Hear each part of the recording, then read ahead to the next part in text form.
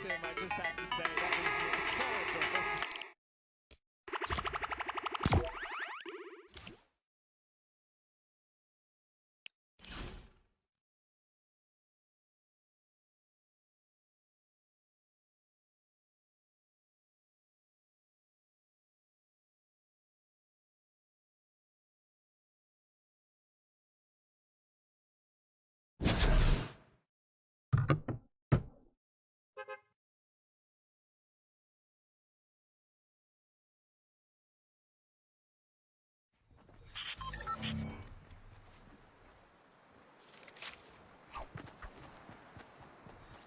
Here in Pro Am, we'll see if they can compete, see if they can hang.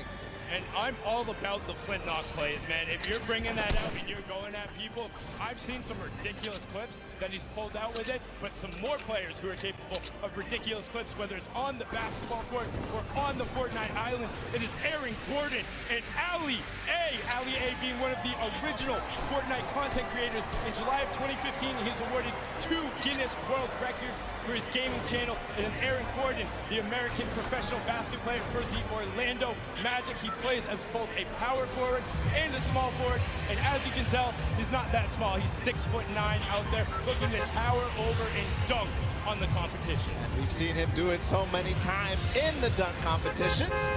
It's awesome to see it. Ali A did something that I didn't even know was possible, which is get Guinness Book of World Records in YouTube. That's insane.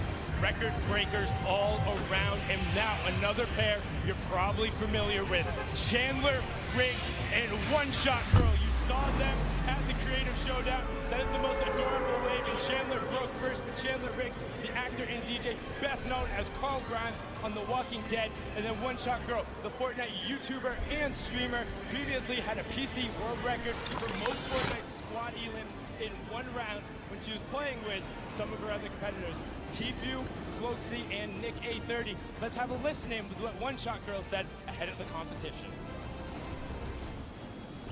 All right, Julie, do you have any messages for the other opponent? I do. I have the best teammate, Chandler Riggs. Our communication and teamwork is on point, and we are coming for every single person in the lobby. So we will see you guys out there. Ooh. We love to see it from One Shot Girl. Awesome there. We're going to continue forward to introduce our next pair. It's going to be Sarunas Jackson and Action Jackson. So a Jackson pair. The Jackson duo there. Also big congratulations to Action Jackson. Just going full time there with his stream. Paul, you're well on your way. And Sarunas Jackson is an actor and writer who you might recognize from HBO series Insecure. He has also played professional basketball in Asia. So you know what? He might be able to dunk on him too. That he might. The Jackson 2. See if they'll show up here today at the Pro Am. Of course, such an awesome duo. See if there's action ahead for them. We're going to continue forward. Freddie Stroma and Yoshi. Freddie Stroma, an English actor known for his roles in movies like Pitch Perfect or Harry Potter movies, or as Dick Tarly on Game of Thrones. Yeah, big fan of all of those roles, and then paired up with Yoshi, the coach slash commentator slash manager slash do all for Solari. We've seen him on the World Cup broadcast. If you've watched any of the French streams, you know him. Incredibly analytical and intelligent when it comes to Fortnite. This duo is going to look to break down their opponents. And the next pair is a pair that might be tough to break down. Tons of experience coming out between Cody Walker and Joyby. Cody Walker, the American actor who starred in the show In the Rock. He's also known for his work in the Fast and Furious movie Furious 7, where he helped complete it after his brother's passing. Joyby, he was part of the Millennium team on League of Legends, so another one of those former LoL pros who have been over here, and he's been a part of that roster. Also, as a coach, so I mean, a lot of knowledge being brought to the stage. Cody was also at the Summer Block Party, so he's got the experience. Yeah, I gotta give some love to Cody because I just found out that he's been a PC gamer since 1996. And he played games like Mech Warrior 2, and that's where I started too. PC games, FPSs, and it's just awesome. We're gonna continue forward, always. We're just moving in the pace here. Max Carver and Nick A30. Max Carver, the actor who's had roles on shows like Desperate Housewives, Teen Wolf. Hold on, what are they? Ooh, little flex from Nick A30 and Max Carver. They're ready to play. They're getting exercise even. They're getting their body flowing, their blood flowing. Excuse me, did you say Little Flex? Did Little you Flex. see Nick's arm? He's got guns! Yeah, you better have a permit something. I don't know who let you loot before, but like you have to get on the battle bus. Like you're not allowed to walk around with 2 legendary ARs like that. And then Max Carver on the side, like you said, Desperate Housewives, Team Wolf, The Leftovers, and he actually has an identical twin brother who stars in many of the roles. But now on to the next pair, because we're excited to get them out there. It's Graham Rogers and I Ferris. Graham is an actor known for his TV roles on Revolution, Ray Donovan, and Atypical. He's originally from Pennsylvania and moved to LA when he was 18 to pursue acting. Well, looks like it worked pretty well. And I Ferris was born and raised in Saudi Arabia, came all the way to New York City to compete, has been around the Fortnite scene from the very beginning, and one of their major streamers and content creators.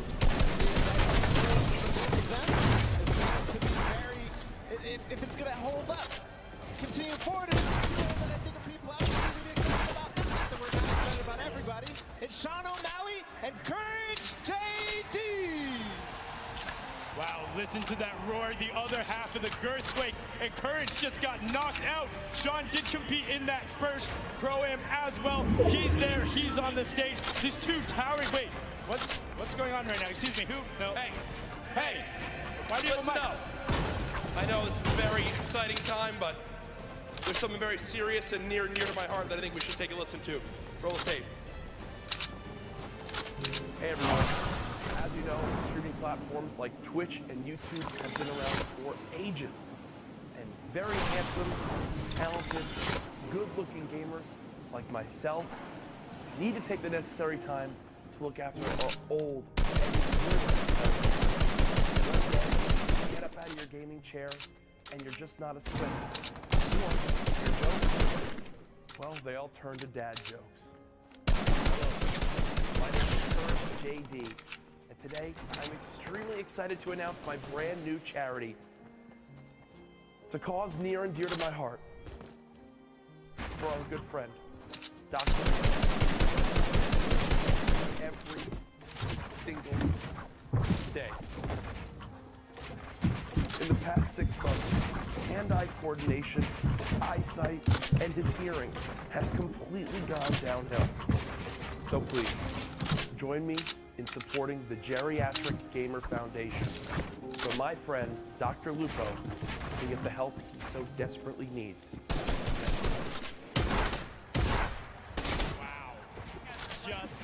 I mean, he doesn't look particularly happy about that, but he looks like he has something to say. He's going to type it on in there, and he's going to fire it right back on Adam. Let's zoom on in, punch on that, and he said, what was that? Was able to, get Courage back a little bit, give the opportunity there.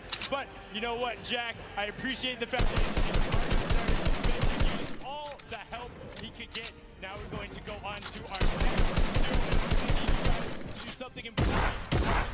Rather than clapping, I need you to put your hands up high in the air and wave them back and forth for Jordan Fisher and Ewok.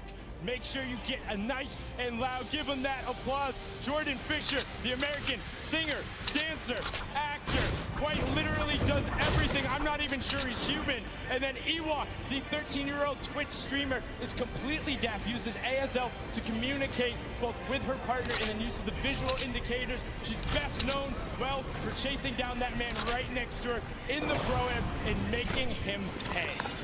The most memorable moment in the Pro-Am at the summer block party when she chased down Jordan Fisher and Dr. Lupo, just unbelievable. And we did see a bit beforehand. They might be the actual best Fortnite duo ever.com. So you can check them out there as well and see them on the stage. They're going to be looked to pressing it, but we're on to the next pair because they're excited to be here. It's Jordan Jones and Alexia Ray. Alexia being the social media star who originally became popular on Vine. So Vine, there you go. She's now a popular YouTube channel, Glams, and has her own popular YouTube channel as well.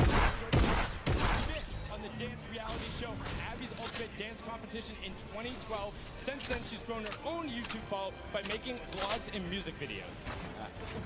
Awesome pair together. We'll see what they can bring to us today on the Pro-Am. Continue forward, of course, introducing we're actually going to listen into what Jordan Jones had to say ahead of the competition. All right, Jordan. Jordan, do you have any words for your opponents today? Oh yeah, I got my game face on today, and me and my partner, we got the we're gonna be getting that victory point out. So Hey, get it! Good level of confidence there coming out of Jordan, and Alexia will also be confident, having been in this environment before, having been around major Fortnite competitions. She has no issue battling with the best of them. Now on to our next duo. It's RJ Mitty and Moyers 87. RJ, best known for his role as portraying Walter Jr. in Breaking Bad. He also has cerebral palsy, as his character does on the show. Had an opportunity to talk with him last night. Just a fantastic human being and really, really involved in gaming. Wants to be out there. Moyers 87 is a Spanish YouTuber who has brittle bone disease, but he says, hey, that doesn't stop me from competing with the best of the best on the top level. And this pair is here to show that they will not be held back. They will be taking names and going after everyone.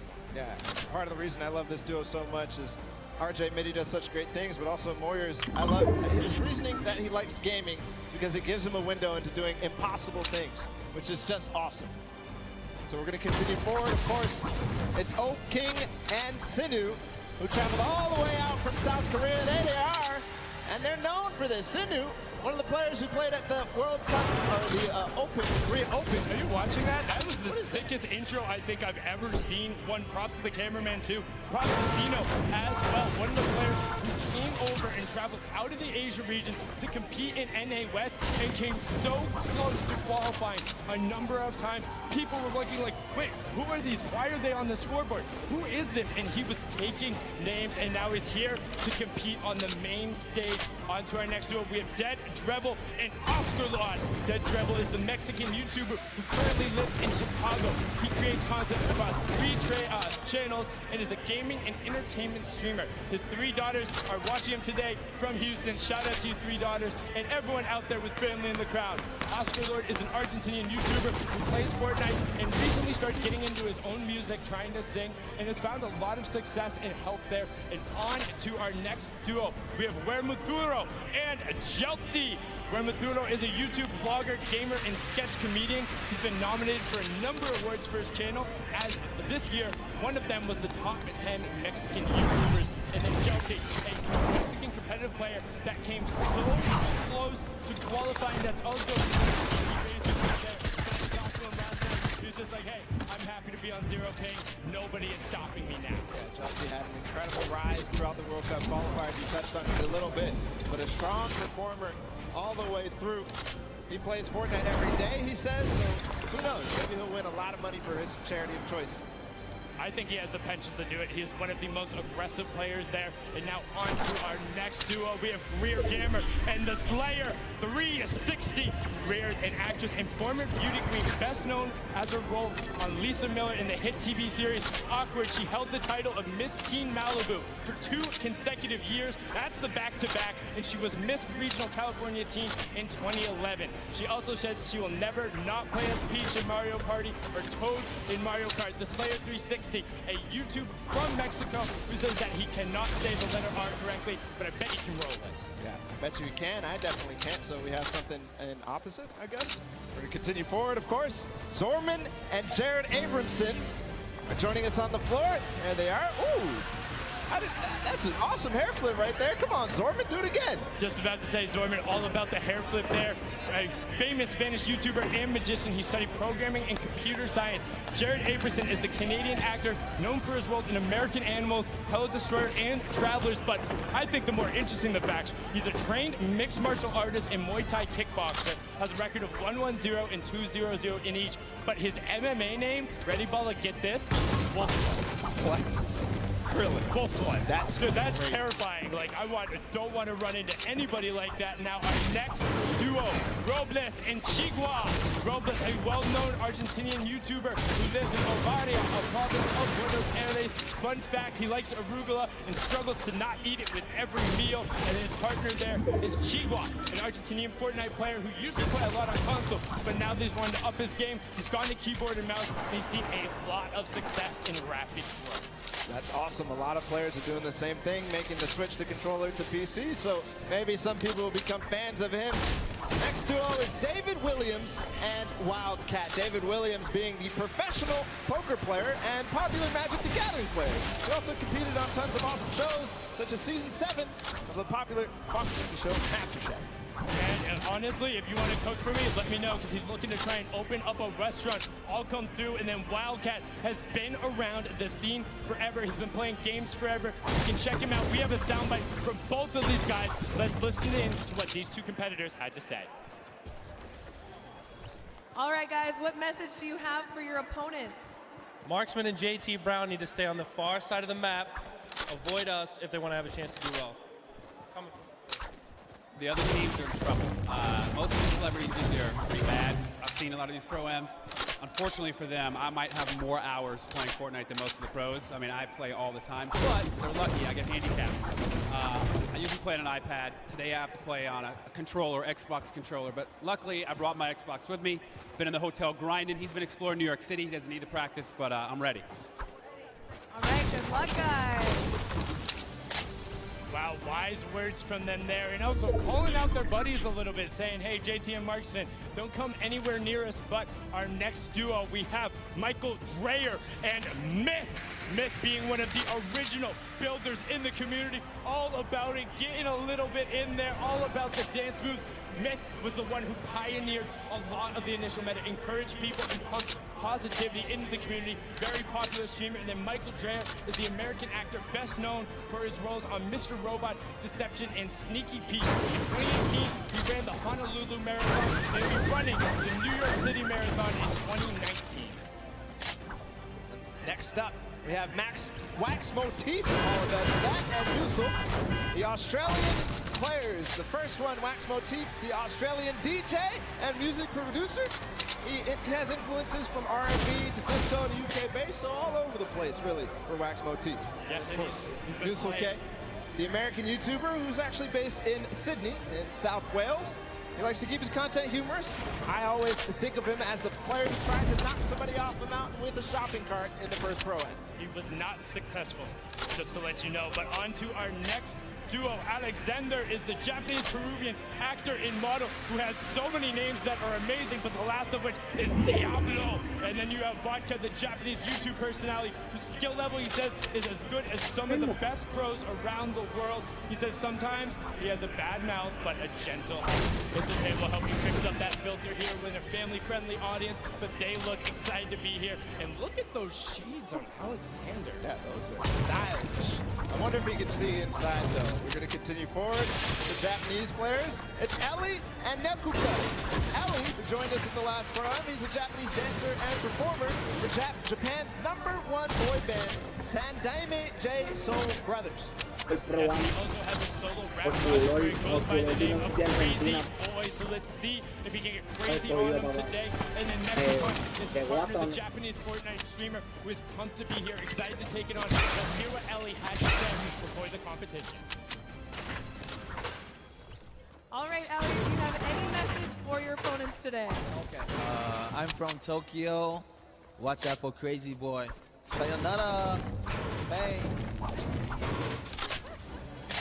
Like we said, got to watch out for the Crazy Boy. He's on a mission, wants to make it happen. Now our next pair is Claire Grant and Jacob. Claire Grant is the American actress, model, and producer who co-founded Team Unicorn, which is a web series and music video parodies, including Geek and Gamer Girls and All About That Bass. Fun facts of her burps have been known to rattle windows. Hey, we have in common. And then Jacob is a YouTube personality all the way from Poland, here to play some Fortnite. There up the stage, and he says he wants to win some money for charity, but he's also just looking to have a good time. Yeah, and that he will have for sure. I'm absolutely amazed by that. We're going to continue forward. It's Business Boy and Frizz. Frizz, another Polish streamer who, you know, he enjoys Fortnite. He and his, look at that pink hair. It's awesome. His girlfriend.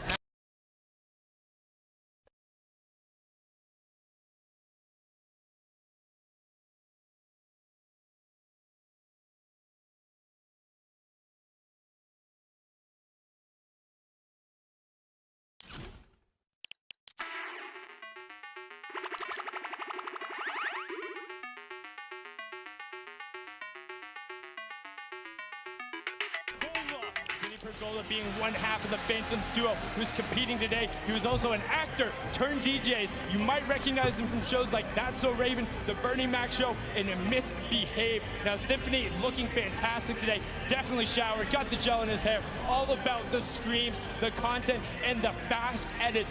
Originally known as the best editor in the West, he pioneered some of those quick resets and go, making people look foolish. Yeah, still did it through the entire time in the summer skirmish. And continued through.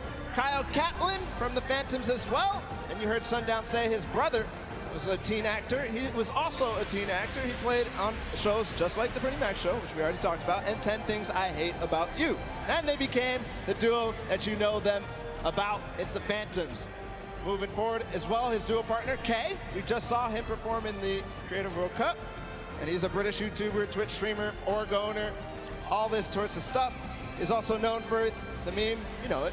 That's insane, bro. That's crazy. That's crazy, bro. But now our next duo, all the way from down under, trying to prove they're here for you. It will not be easy, but they're hoping that one day they will find peace on the Battle Royale island. Alice in Wonderland is the Australian electronic dance music producer. She has been best known for, well, her most recently, her single Peace, her album, run in so many amazing things. She sings, plays the cello, and is also just a genuine human being. Likes to stress that it's all about positive mental health and being there for the other person. Loser Fruit, a very popular Australian streamer, part of the Click House, which includes multiple of Australian content creators, and she was the first Australian Twitch streamer to hit 1 million followers. And fun fact, she can do a perfect cartwheel. That's amazing for Loser Fruit there. On the floor still, they're going to grace us with their presence. It's Desmond Chiam and Mr. Fresh Asian. And we have a lot to say about Mr. Fresh Asian because he's somebody that participated in almost all the World Cup qualifiers and had just a fun time doing it and really placed highly in some of them too. Yes, and he was streaming it the entire time. Got a chance to talk with Desmond last night, the actor, writer, known for the Shannara Chronicles, Magic Camp, and NCIS Los Angeles. He also breakdances under the alias B-Boy Desmond. And back in the day, he used to min-max on EverQuest. We talked about min-maxing earlier in min... Whoa. Excuse me? Let's introduce your new champions at the end of the day. I am WWE superstar Xavier Woods. And I am YouTube sensation Chris Danker, a.k.a. Chris Danger, a.k.a. Dank Ops. I have a YouTube channel called Up, Up, Down, Down, and we're almost at 2 million subscribers. So I'd appreciate if everyone watching would subscribe right now. Thank you very much. And a long time ago, I was on America's Got Talent, and I didn't win, and I'm still salty about it. I am a 6-time and current reigning WWE World Tag Team Champion! And not even 3 hours ago, I bought this title at Walmart. Now, the teams that you're going to see here today all have one celebrity and one professional gamer. Oh, but not us, baby boy. See, no. What you're looking at is not one, but two celebrities. Two. And not one, but two professional gamers. Two. And that is the advantage that we are going to use in order to run wild through our competition. And at the end of the day, you are looking at the 2019 Fortnite World Cup Pro Am Champions. Now hit our music. Oh, y'all ain't got music for us? No music? Oh, y'all got, okay. We don't need no music.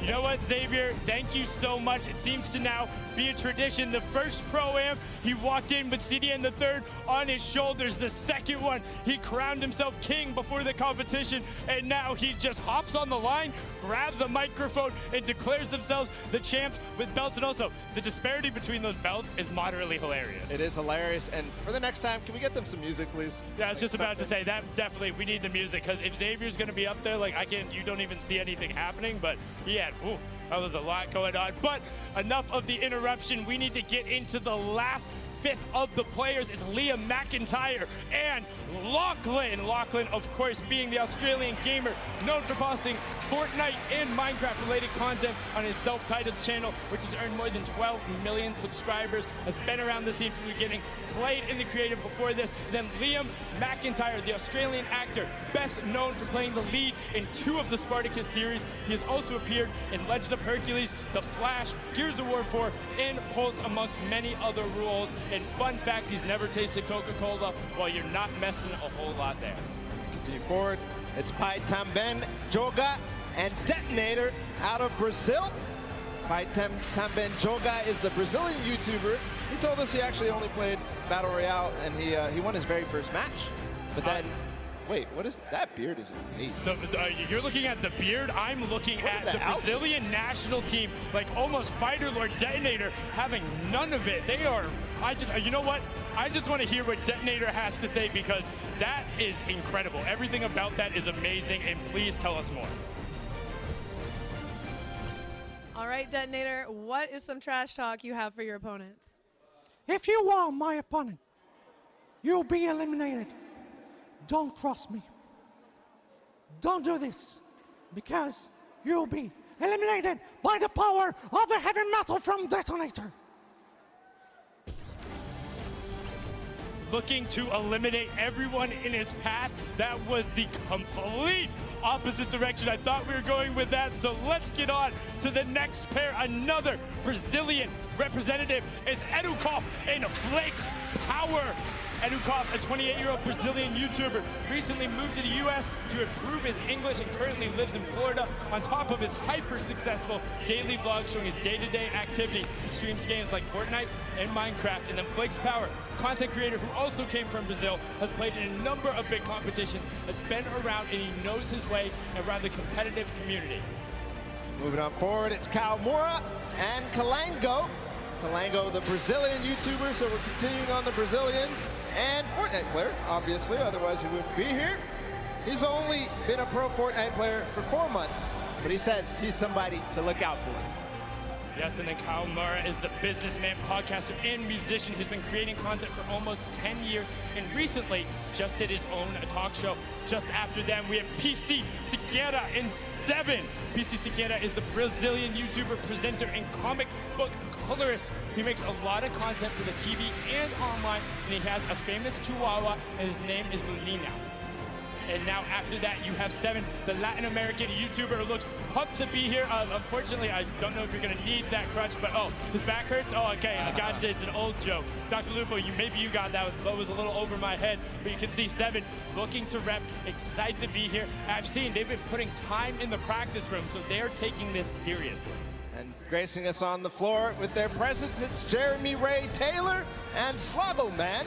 Jeremy Ray Taylor, the American actor, known for his role as Ben Hanscom in Stephen King's It, and as Sonny in the film Goosebumps 2. I absolutely loved him in It. Plays a fantastic character. We'll be back as well. And then you have Slogo Man. They're an English content creator who makes gaming videos and posts real-life videos such as challenges and QAs. As a kid, he hated slugs, so he made his name Slogo Man, all about it. He calls his fans the Slugs, Slogo Army, and Sloganators. And he has a big interest in psychology and played rugby in college.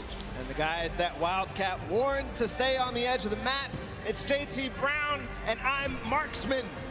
I'm Marksman, one of the players who has been around the competitive scene, playing a number of skirmishes, but opting to, do some stuff at the Pro Am here.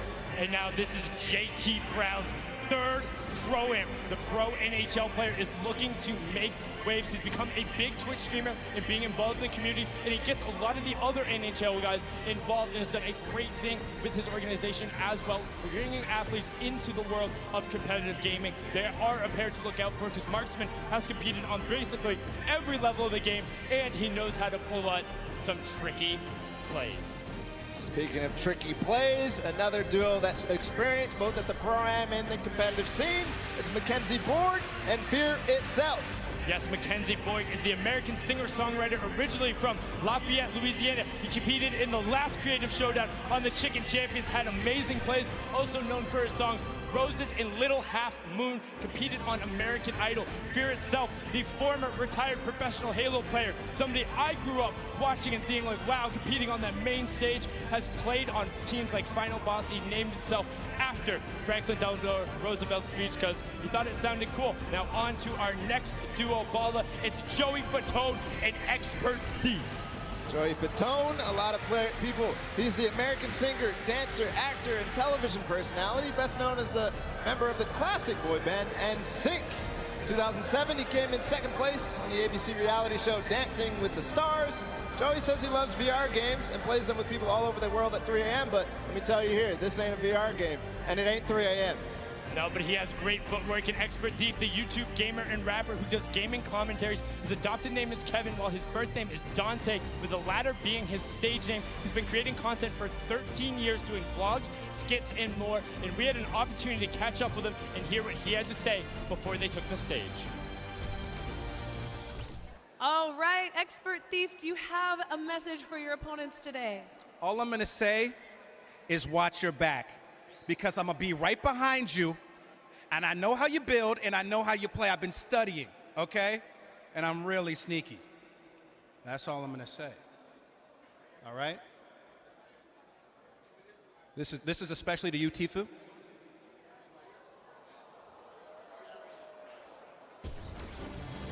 What I find funny about that is as he's calling out Tifu, I don't know if you saw it, Tifu was right over his shoulder and he started nodding when he said, "That's for you, Tifu." It's like Tifu's like, "Yeah, come get some, let's go." But onto one of our last duo pairings, we have Edwin Hodge and Fraps.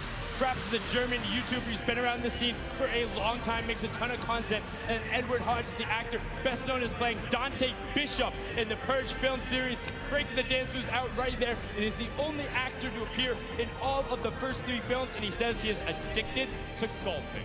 So we'll see what they have to do, whether those golf skills translate, whether Fraps can carry through with his experience on YouTube and creating content and all sorts of creative stuff as well. And I mean, he has been around since quite literally the very beginning. We're talking season 1, season 2, making content over in Germany. He has been all about it and pressing forward. And I mean, this group, this entire pairings, all of them are so fun to be around in their own way. And when they all will interact on the island, it's going to be ridiculous. I mean, we've seen some of the starting island shenanigans that happened before, and I'm just pumped for when we get out there and to see how some of these players interact, because you can already tell there's some bad blood out there. There's some people calling each other out. You got Marksman and Wildcat right away. Edwin Hodge calling out Tifu. Like, they're saying, no, we're coming for it. I've also seen a number of these pairs. Hey, One Shot Girl and Chandler, they were in the practice room every single opportunity they got. They were down there, they were playing duos, they're doing everything they can. Call-outs were there. I mean, you know Nick is going to bring his all as well. Nick A30, who played and competed with One Shot Girl in the Creative Showdown. I mean, he's pumped to be here. Yeah, he's pumped to be there. We also have all sorts of players who competed last month at the Summer Block Party. Aiden, his partner, a lot of other people as well. Tons of pro players, tons of celebrities. You're going to have a blast watching this, and I can't wait to get in the action as well. And I mean, one thing, you think of just like some of the DJs who are out there. Boss Kings, Phantoms, Alice in Wonderland, Wax Motif, just like all of these guys. I know, just naming some of them who I'm a little more familiar with and listen to, but I just am so excited. And plus all the actors, you got basketball players, and I don't want to say more importantly, but all of the Fortnite players as well, who are so incredible. And oh my, what is that? Oh, that, okay, so that is your reigning Pro Am champions. Pro Am #1, Marshmallow and Ninja, and then Airwalks and RO Crime on the other side, the winners from the Summer Block Party. And I mean, they're allowed in the winner's circle. They are allowed in the winner's circle. Zeke there too. See what they have for us, of course. Everybody ready to get the Pro Am started. They're ready to get it started, but not without these 2 marquee pairs. And just listen to the crowd. They're excited to be there. They're ready to play. These are people who are at the top of their game. Airwalks qualified for the World Cup. RO Crime is out there. Ninja and Marshmallow, the original pop-off pair when they're able to take the first Pro Am. Zeke, what do you got for us over on the stage with our reigning champions? Gentlemen, Fortnite fans around the world, we couldn't do this without our reigning Pro-Am champions. The Summer Block Party Pro-Am champions, Airwax and Grimes. Gentlemen, any words to your competition? Good luck. Good luck. Great. I like it. Your 2018 Pro-Am champions, Ninja and Marshmallow. The duo is back together. Ninja, I'll come to you, because Mel, I know you don't like to talk, but any words for your competitors? You know, we just want to say good luck to you guys as well, to everyone who's participating, and you know, I hope we end up meeting in the finals, you know, in the last games. There you have it. Gentlemen, if you'll take the stage, the Pro-Am is about to begin.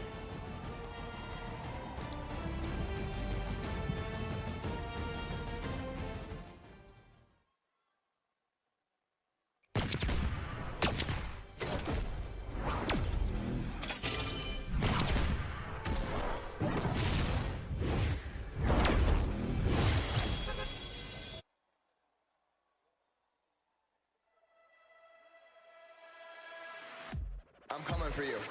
They're going down. I'm coming for you. Better watch out, right? Me and you. Here we go. I'm ready. Here we go. I'm ready. Wombo comedy, wombo comedy, wombo comedy, wombo comedy. Big time. 90s. Watch out, watch out. 90s. Hunt them down, I'm gonna lay them out. 90s. You can sell the floor, boys. 90s. That is intimidating. 90s. My plan is to lose. 90s. They're going down. We're winning this today. 90s. That was intense. 90s. He's looking for it and he got it. Get the God, beat easy dub. Get the God, beat easy dub. Get the God, beat easy dub. Get the God, beat easy dub. Get the God, beat easy dub. Get the God, beat easy dub. Get the God, beat easy dub. Get the God, beat easy dub. Get the God, beat easy dub. Get the God, beat easy dub. Get the God, beat easy dub. Get the God, beat easy dub. Get the dub, easy dub, easy dub. Get the dub, easy dub, easy dub. Oh my God! Middle of the D. What? He does it! He got it! Here it is! He's going to go with the X! Oh! Airwax! That's it! He's going to land in front of him and typical gamer! That just happened! Pushing forward, forcing the activity. Oh! Damage over the shield. Fuck, he's down to nothing! And Aiden! Victory Royale!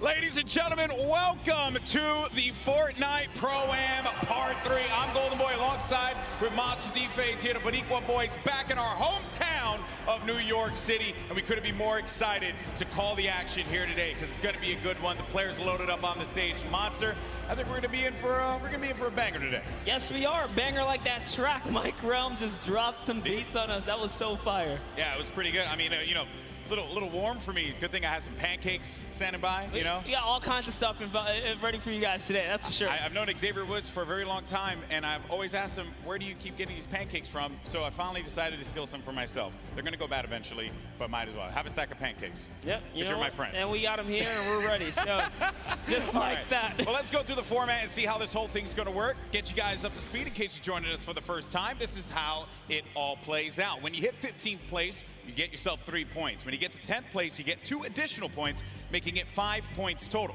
When you get to the top 5, you'll get 7 points there, and a victory royale will grant you 10 points total. But here's the big one. Each elimination will be 1 point. So players can look to really rack up some points in these games, kind of like what Airwax did in the last Prom at the Summer Block Party. That's right. We watched Airwax come out here, which I had the pleasure of being on the mic for, and it was super intense, showing that he is here for a reason at the World Cup stage. It's not only that, he qualified.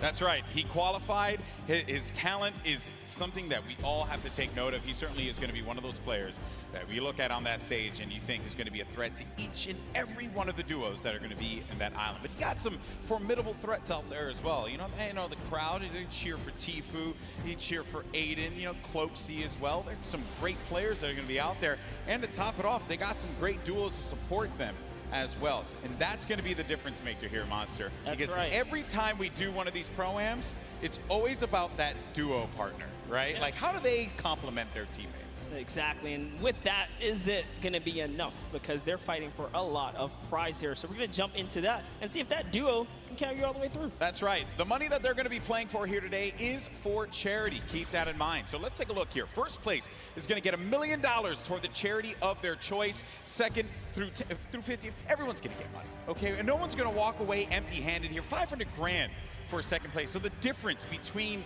first and second is $500,000 going to charity. That's huge stuff. Fortnite constantly giving back to the community.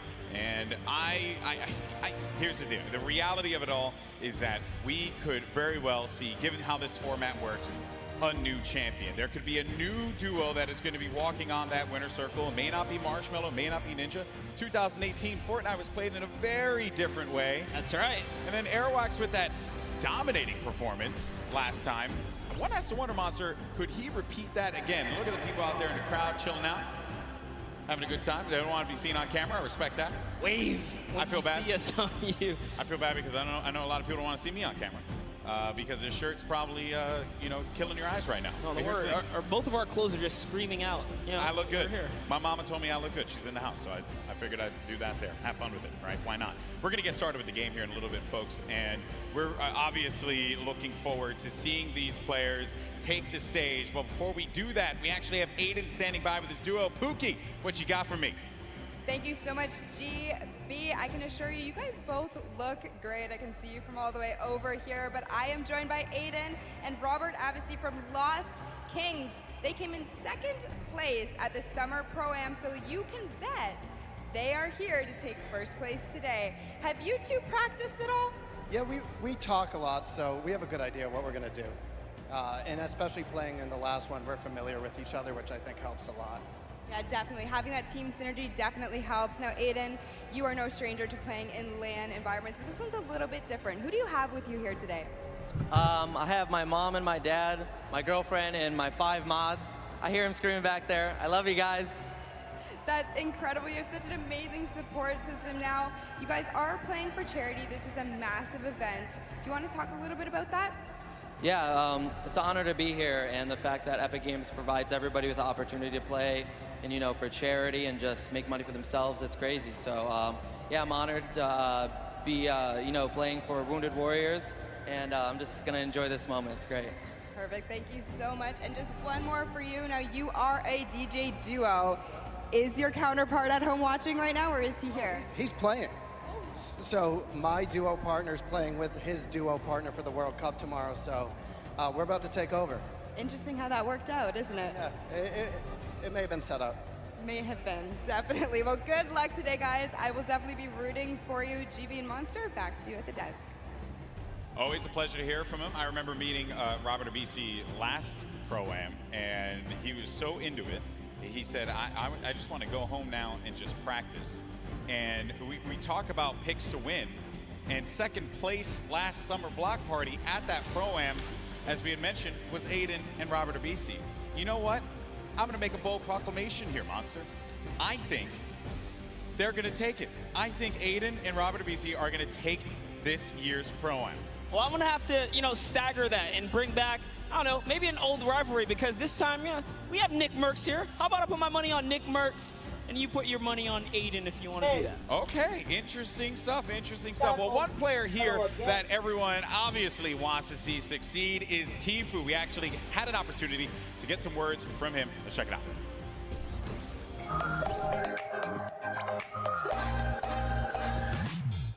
Hey, my name's Turner, aka Tfue. I'm playing the Pro-Am with my teammate Nav. I've been kind of friends with him for a while. I've only played with him a few times, but I'm feeling pretty confident, pretty hyped. I'm excited. This trying to wait. Trying to stake him in. Can you get him to drop it? What is that angle? Basically, we're just going to try to take down everyone we can. You know, we're going to play really aggressive throughout the whole thing, looking for the weaker players, I guess you could say.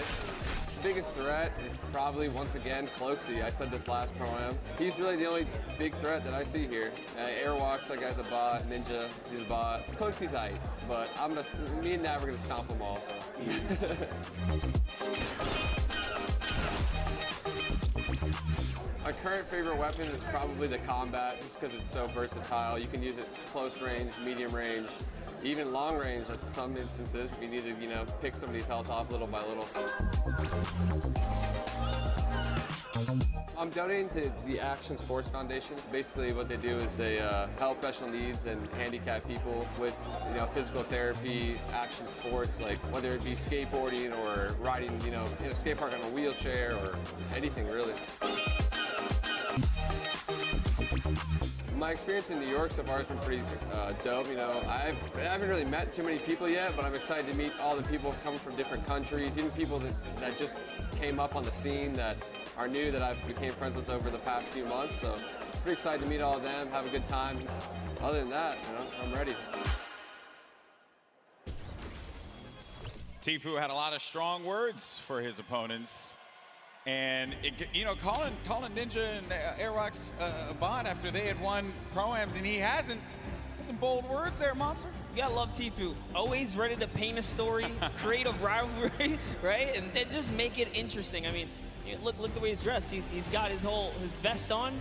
He's ready. Seems serious. He's clearly ready. And I know everyone here wants to get ready and into the games. And we also want to let you all know as well that there are going to be numerous ways for you to watch this very competition of Fortnite Pro-Am. All you got to do is go to Fortnite.com/watch. And there you can actually pick a variety of different POVs. You can see the map. You can see a bunch of cool things. Definitely check it out. Once again, go to Fortnite.com/watch. There we go. You can level up your viewing experience. And then you also have a lot going on here as well. So here are the feeds. This is what you're going to look at, right? So you'll, in feed 1 and feed 2, you'll get the first, second place players. But then feed 3, you're going to get Ninja and Marshmallow.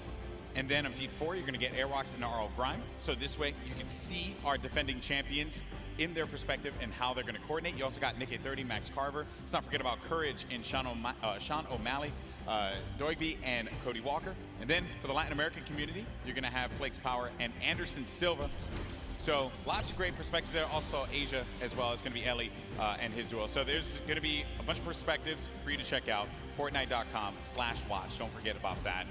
And have some fun. Have some fun watching this event. It's going to be a good time. By the way, I love, because if you're a fan of any of those guys, you can literally see their points of interest, which is super dope. Yeah, exactly. You can learn from some of the best that play this game, especially the Fortnite content creators, see where they go. A lot of the players now are going to be on the island, loading up, getting ready to go. I'm pumped, man. I'm pumped. I want to get into this already, and I know we're going to get there eventually. But, you know, a little anxious, of course. And I have to wonder, you know, what other duos are going to be standing out? Because Tfue had mentioned Closey, him and Whit Lowry. They have the potential to be able to upset some people here, but he didn't really do it at the last Pro-Am. Closey was kind of quiet at that event. I want to see him turn up, especially here in New York City, because, you know, he lives like right here. Yeah, you know, and I'm also excited for Yoshi. Yoshi represents, you know, on the Team Solari cast. It's a pleasure seeing him come out here. We always see him commentate, but you know what? Someone representing from a commentator stance out here playing. So I'm gonna be rooting for Yoshi and Freddie Estroma as well. Yeah, the French community loves him. Always got to give him some extra props. You saw for a second there, Courage and Dr. Lupo right next to one another. So perhaps there could be some shenanigans, maybe sabotage, if you will. I think Lupo's probably insulting Jack in a variety of different ways. They actually even slammed Tim the Tatman over to the left of Lupo as well. So that's an interesting lineup right there. You can never keep them separate from one another. Nope. You know, you can never keep them separate. We're also going to have a lot of controller players playing out there too. And while controller players, obviously I'm controller gang, always going to represent. I want to see how they play out. I think we got a few pro controller players like Aiden, who I had picked before. That's right. Get into a box, really cause a ruckus, especially for the pro players. Aiden has qualified for the Fortnite World Cup in the duo side. Airwalks as well, another dominant player. We have a lot of players here that have qualified for the big event, and they're going to look to prove a point, I think, which is going to be the best part. Not only because they're going to play in that competition, but they're also going to get this warm-up opportunity in front of this crowd here at Arthur Ashe Stadium. It's kind of a little bit of an advantage. You know, at the end of the day, as long as they feel prepared, that's what we love and want to see. But like you said, there is a lot riding on the line here, right? It's all about earning that respect and or keeping it, because end of the day, these trophies are super nice. Yeah, pretty awesome trophies there. The golden Creighton pickaxe that we've given out in the past. You see players warming up, getting ready, getting comfortable. A few other duos to talk about was Pi and Detonator. Detonator, I don't know what that video was, but it made me mildly uncomfortable. So, and the fact that he's not wearing a shirt. Yeah, you know, it disturbs me. Came out, you know, got the couple buttons down in the front, you know, just letting it breeze. Yeah, letting it breathe a lot. I don't know. That one certainly threw me off. There's Marshmello. You know, he doesn't really like to talk that much, so I wonder how he's going to communicate with Ninja. They've done it once before, though. They've done it once before. Certainly they could do it again. A couple emotes right there from Marshmello, so maybe he'll just be playing right there, showing off the controller. Yeah, that's right, give him a little ring, making sure it's all good. He's gonna let the gameplay and the moves do the talking. I appreciate that he's also going to be using his own skin as well. So. Oh, you have to. Yeah, you have to. If you have a skin in the game, you got to go for it. A little ego boost right there, you know. Yeah, that's some protection. Here we have Nick Merckx. Yeah, it's your pick. Hey, I had to. You went with Aiden. I figured we. I know, I know. Papa Nick Merckx, who's out there, probably got really mad at me that I didn't pick Nick to win. But it's okay though. It's all for the storylines. Hopefully he understands that. Nick 830, most positive human being. You play with Nick 830 a lot? All the time. What does he bring to the table? Oh, he's a legend. I mean, as long as he can keep his cool, not get in his head. Nick, I know you hear us from here. Just stay calm and do what you do, man. He's such a great player. Would love to see him come out and shine. Yeah. Once or twice in a Pro-Am today would be pretty fantastic. Correct me if I'm wrong, he wanted to create a showdown at the summer block party. He's had his moments of greatness. He has. So clearly capable of being able to do this, being able to win on the big stage in front of a crowd. There's Detonator again. Just, you know, he looks so ready. And you know, I'm actually impressed playing with a keyboard and mouse. I thought that Detonator would have his own custom controller with spikes on it. Okay, there's a lot of dialogue being exchanged there. Also, talk about Detonator's bangs. Man, nailed that one. I'll never be able to have that, ever. That's a heartbreaker. Looks like he's Is he yelling at his own teammate as well? Yeah, definitely. At some point. There's Ewok Jordan Fisher. This is a duo that actually I think is going to be very, very good in this one because they. Jordan told me yesterday they've been practicing, they've been putting in the work, and I think that's a squad that can go very, very far. Very, very far. Well, while we get ready and get things started up here, folks, we have another interview on the stage. We got Mackenzie Borg along with my buddy, Fear Itself, with Pookie. What's going on, Pookie? Thank you so much, Golden Boy. I am just all over the place today. I'm having the chance to talk to some incredible players. That is absolutely right. I am down here with Mackenzie Borg and Fear Itself. Now, I have to be honest, you don't really put off a very fearful vibe, so we're gonna have to work on that. You gotta get the eyes, you know, it's all about the eyes. But you are no stranger to events like this. Going into today, how are you gonna carry your previous experience into the event today? It is true. I'm a little bit of an old man, a veteran in the game. I mean, I was doing this 15 years ago in much smaller stadiums, but it's all the same. Having like in-person LAN experience is very key in this atmosphere. So I'm just gonna like channel that inner professional gamer from when I was a young buck back in the day, and hopefully it shows, you know. Love it so much. Now you, Mackenzie, on the other hand, you have performed on the big stage multiple times. You are a contestant on American Idol, so you are not nervous at all, but I want to know, have you ever played Fortnite? I mean, you were in the other Pro-Am, but playing Fortnite in front of all these people, it's got to be different than singing. Yeah, it's much different. I feel like singing in front of a lot of people, I'm comfortable. It's what I'm, with a guitar, I'm like super chill, but here it's like, just don't want to let fear down, and we're trying to do well. Well, we have a few musical emotes, so if anything gets a little bit too crazy for you at any moment in time, maybe you could play those for him and calm him down a little bit.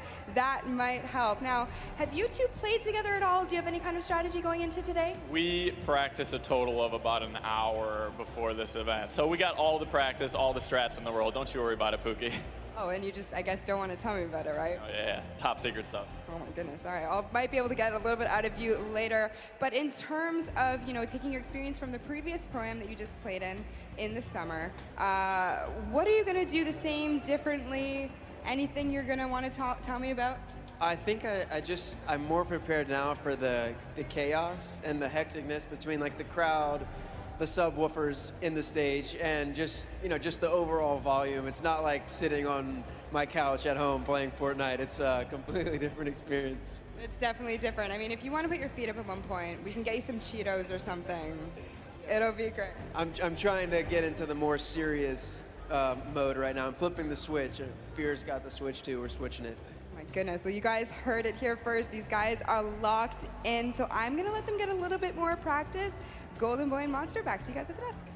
Thank you so much, Pookie, for that one. For itself, I've had opportunity of commentating many of his victories in the past across a variety of games. He's humble. He goes up there and he's humble, but this guy, when he needs to pull off the big wins, he certainly can do it. And then I think it's also interesting to note there what Mackenzie said. This is a very different vibe. When you're playing out there, the bass, the feeling, it is substantially different than chilling at home. But honestly, he has the experience. He's been here before. Maybe after a couple times in the ring, you can pull it all together. That's what I'm hoping for someone like Nick A30 as well, right? You've been in this situation before with enough experience. I really think they can overcome anything. Yeah, very true. Look at that. Positive guy, positive monster. You love to see it happen, folks. I'm rooting for the underdogs. Yeah, that's right. This guy. Oh, and then obviously, I heard you in the Creator Showdown just blindly picking whoever was winning at that time. We're not going to talk about We're not going to go back to that. We're not going to go back to the past. We're living in the present now, buddy. I respect that. Well, folks, I know you guys want to get into the game. I do as well, and I was told by our team in the back that the game is getting ready to go in just a little bit. We're going to jump right into the island. It's going to be awesome, and I just want to get out there and see some Battle Royale. That's really all I care about, because these players, they're about to throw down. It's going to be awesome. You see Xavier Woods there. He does not have any pancakes, but what he does have is that SmackDown Tag Team Championship right by his side. He's got to let everyone know that he's a champion, raising it on high, and I picked it up. It is actually a very, very heavy belt. It is a heavy belt. I had the opportunity right here. I totally should have lifted it. You totally should have. And then Dank also has his fake Cruiserweight title belt, so low on that one. All right, folks, here we go. It's time to jump into the game, the moment you've been waiting for. The countdown is about to begin. Here we go. It is now time for the third Fortnite Pro-Am. The players are loaded into the island. The battle bus is ready to go. It starts right now. Here we go. I love that. Looks awesome. Battle bus. It looks so great right there. Just take a look. Take a look at all of your competitors today, guys, because it's going to be crazy. We're going to crown one of these guys, either a new or returning champ of the day here at the Pro-Am. Hey, it could be one half of the Girthquake. Courage JD, he'll never let me live that one down. So I hope it's not him, kid. You have to be careful. They're on the same side of the stage now. It might just flop. Sure. And as my buddy Shy Wager says, could be a yum, right? Totally Shy's could gonna be hate a me. yum. Shy's gonna hate me for using that. All right, here we go. So then the other half of the Girthquake. There's Tim the Tap Man. So you're going to land over by Paradise Palms. Paradise Palms, a great spot to land, Monster. Tons of loot, tons of resources, great rotational opportunities from there as well. Talk about that. It clearly looks like Tim the Tatman and Dante have a plan here. You don't just choose the backside of the map for no reason. This house specifically, known as the John Wick Mansion, down in the basement. There's a little secret stash, if you will. Now hopping over to the West World is what we like to call it over here on the other side of the map. Oh. Bit of a skirmish here. Yeah, you got Oscar Lords looking right over at Sean. Sean choosing to disengage from the fight. Will have that green tack SMG and has full shields as well, but oh no. Dead Rebel's going to be in a bad spot. Very weak in there by Sean. Sean's going to take some damage as well. This is going to be our first engagement. Sean is going to go in for the fight. And then we switch on over to Dead Rebel, who's looking around. And Sean's going to be out of the game. One of the first eliminations. I think that might be the first elim that goes through. The first was Sinu, who actually got Fear itself. I wanted to touch on it, unfortunately, but that was the first elimination. Fear itself went out? Yes. Oh, right man, we really shouldn't have interviewed him. I feel I'm sorry, Justin. Hey, but it's not over, right? You can always get the reboot card. He can come back here. But for now, Lost King Nyx is in a pickle.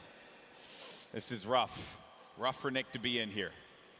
Now we're going to make our way to Ninja and Marshmello, who this is another great spot to chill by. You get a ton of loot at the Lazy Lagoon. And on top of which, you know, I think there's I believe there's going to be some ballers close by. If you want to go for that, you also have the cannons you can use, I believe, to get out of there too. Yep, there's a lot of options for mobility here for sure. But, you know, what I like that's going on here, at least with Ninja and Marshmello, Ninja straight up adopting, you know, his scrim and or competitive strategy, right? Lazy Lagoon, that is his most known spot for landing. So for him to land here, they mean serious business. Yeah, and he lands here relatively uncontested. There's going to be a duo over to the north, I want to say northwest, and also someone all the way up at the tippy north there. As we make our way now down forward toward Lucky Landing, we're going to have Sinnoh here along with O-King. We're gonna be seeing a lot of Sinnoh and O-King. Let me tell you guys right now, do not sleep on this duo right here. They are so good. Had the pleasure of casting and seeing them at the South Korean event that we flew out to and covered over there. They are dangerous. Well, you're hyping them up here, but unfortunately they're going to be taking some damage from the stinks, having to push out of that fight. So when you throw down that stink grenade, it goes right through the damage. It does not hit the shields. It hits the green health bar. Not what you want to see happen here. Player, though, is going to be tucked away in the corner. And King and Sinnoh, they're two top players, so they know how to work together here. Try and pin their opponents into a bad spot. Here, a few shots as well. More eliminations starting to go through. Nick 830 gets one onto Claire Grant. Aiden as well picks one up. Mackenzie's out of it. And then King and Sinnoh, they're just going to get, King's just going to get out of there. Yeah, just wanted that pressure, but you know what? Figured a team that's working together is definitely a dangerous one. And we touched base with Yoshi a little bit earlier today. Looks like his partner Freddy is down here. He's off. He's on a quad. Can he get away? No, he hasn't. Get away! Oh no! Okay. Fight's here. Marksman. Oh, and he just tagged up.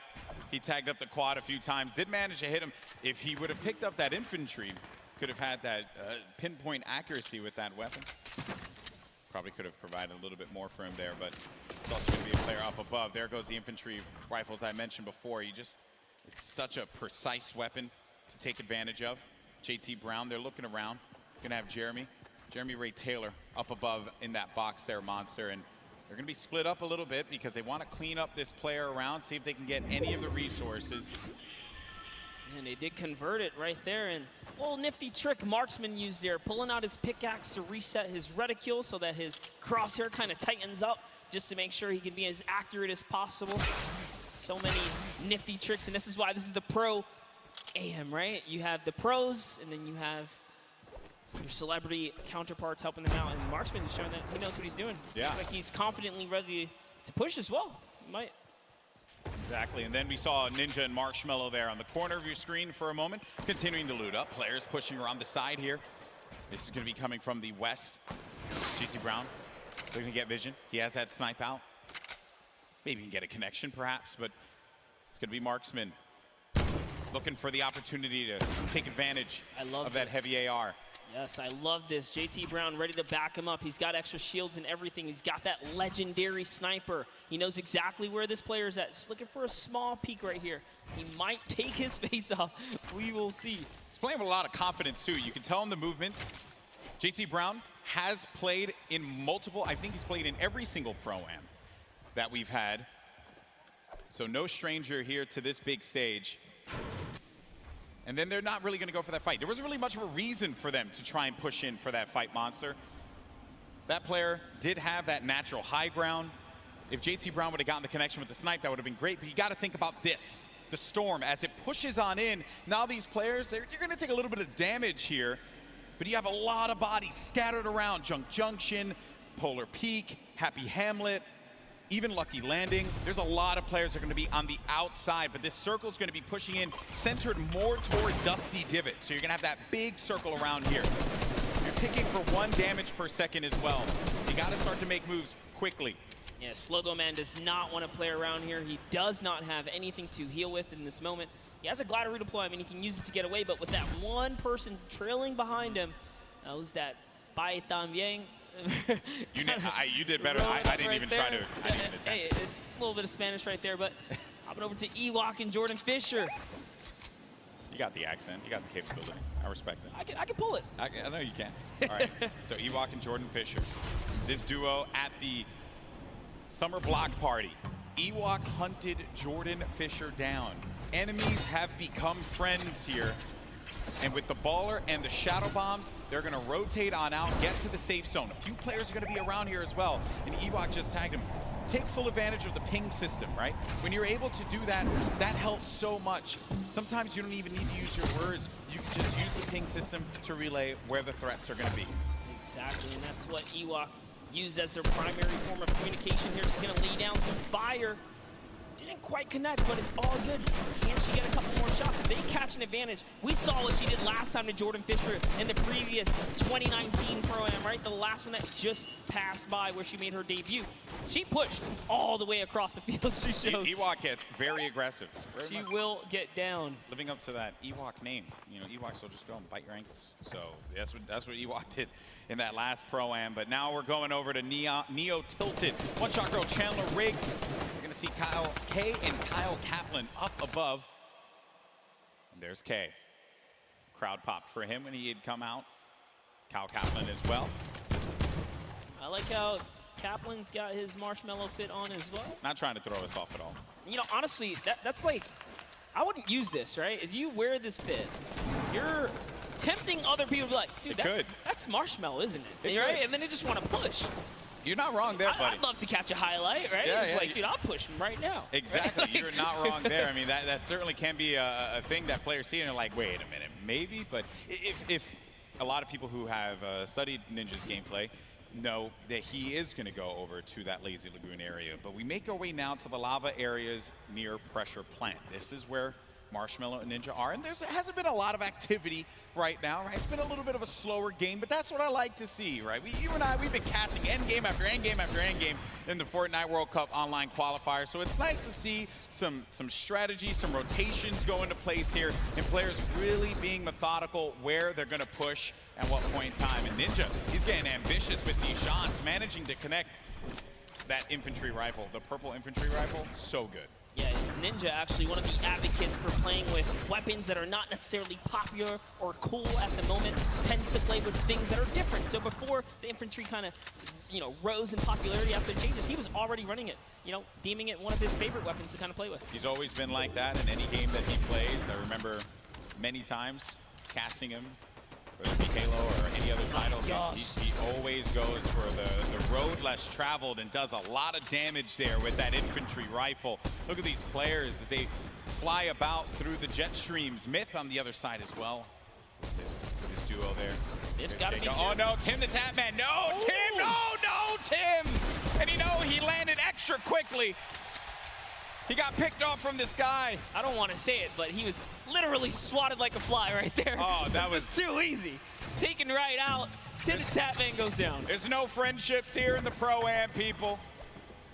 Ninja makes Tim the Tatman pay. It was a wide target, and he's going to hit Cody.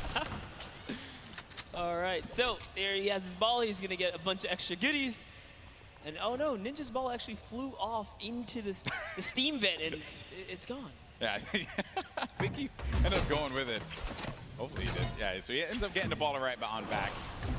Just looking around. So he doesn't know, obviously, that there's going to be a duo right next to him. A lot of players are starting to convene here by Pressure Plant. This is where the circle's going to start to collide. And then keep in mind, this lava, when you get to those final circles and you have to go over that lava, it can be your worst enemy or even your best friend, because you can traverse the lava very quickly, but sometimes it can throw you off. And for more unexperienced players, or inexperienced players, apologies, that could certainly throw them for a loop. Yeah, it can definitely end up also just like splitting up a team, right? And then causing some chaos that way. But man, the fact that Ninja's able to just openly hold this area right outside the Mega Mall. Wrecking people with this. Yeah, look, there's another player right out the sky right there. David Williams goes down. Time to go collect. Time to go collect. Go get that expensive NYC rent right there, Ninja. Go pick it up, because he's collected right here. Oh man, he's been just swatting these players out of the sky. Tifu's going to be in a fight right now, though. Having to deal with this, going to use the shockwave grenade to get out of the engagement, reset himself. We'll have plenty of builds to work with as well. We'll also have those chug splashes for him and his teammate if he needs to use it. It's going to be Ewok and Jordan Fisher. This is a huge battle that's going to be taking place here. Tfue has the angle, he has a perspective, and with that combat shotgun, he can hit him from a distance as well. On the screen, you see Nick 830 gets eliminated, so he's going to be out of the game. But for now, all eyes are going to be set here on Tfue and this engagement with Jordan Fisher and Ewok. Yeah, he actually had to back up. Someone storm flipped right at him, forcing him out of that area. But lucky for him, he does have plenty of shockwaves to make a ton of moves. And Ewok actually gets pelted down a few more times there. Yeah, that's not good because they're going to go down low, and they know exactly where they are. So they just can wait this one out. Let me tell you right now, for every little bit of advantage Tfue gains here, the more unlikely it is that Ewok and Jordan Fisher are going to get out alive. And that's it. I think he's got his confidence all the way up. He knows he needs this loot here. He has natural high ground. Their backs are against the storm wall. They're going to start to push up, but oh, they're going to use the shockwave to fly out of there. That was just one, though. He only saw one, so there it is. Oh, no. He's kind of trapped there, pinned, and he's waiting for him. He's going to tag him. With the combat, so much damage being put forward. Tfue now going to be on the run. This is what Tfue does best when he's in your face. Oh, but he gets chunked. He's going to lose a lot of health there. Now going to be sitting at 35 HP and had to get out of there. Going to use those shockwave grenades. The movement that you get with that utility is huge. It was actually Jordan Fisher who came back to rescue Ewok, and it was just enough to back off Tfue. And now the entire battle's been reset. Everyone's in a danger zone here. He really is the perfect human being. He really is. There goes the jet stream. Ewok gets out. Jordan Fisher's taking damage, people. He's got to get out of that. He manages to fly on out of there.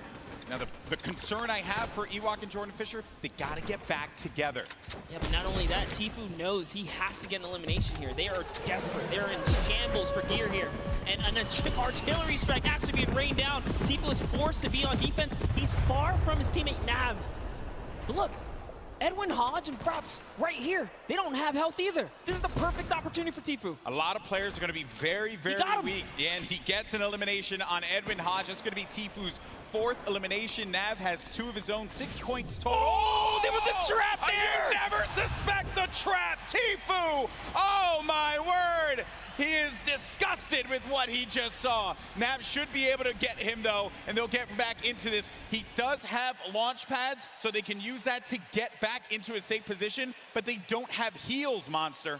Yes, he does. He actually has 2 campfires in his inventory. Oh, well, he doesn't have shields. Yeah, but he has to get to zone ASAP. Airwalks, a previous reigning champ so far, and RL Grime are going to push someone off here. And oh boy, this is the Pro-Am. It's starting to heat up here. That is going to get clipped so many times. Absolutely. Tfue hitting the trap. Never expected. Imagine catching a nice little 2-piece and then walking into a trap. That was perfect. There goes your summer block party winners, Airwalks and RL Grime, sitting on top of their, I would say, hodgepodge constructed tower here. Then Tfue, right next to Allier. Boy, does he have a video for you. Tfue has not popped these double campfires. Oh, actually just keeping it going. That shot from Tfue, clinical. Combat shotty, that thing's gonna tag you from what sometimes it feels like a mile away. This player's gonna be behind this tree here, and Tfue sees it. Tfue, easy pickings for the veteran. The tree goes down, no more protection for him, but the shadow bomb is gonna be used. You see that player flipping away on out of there, doing all the flippy stuff. Actually love it as well. He sent Nav in because Nav had the materials and the health advantage there to kind of lead the way, but now they're both in a desperate situation. Tfue forced to just get to farming here. He's going to try and get what he can off the bunker.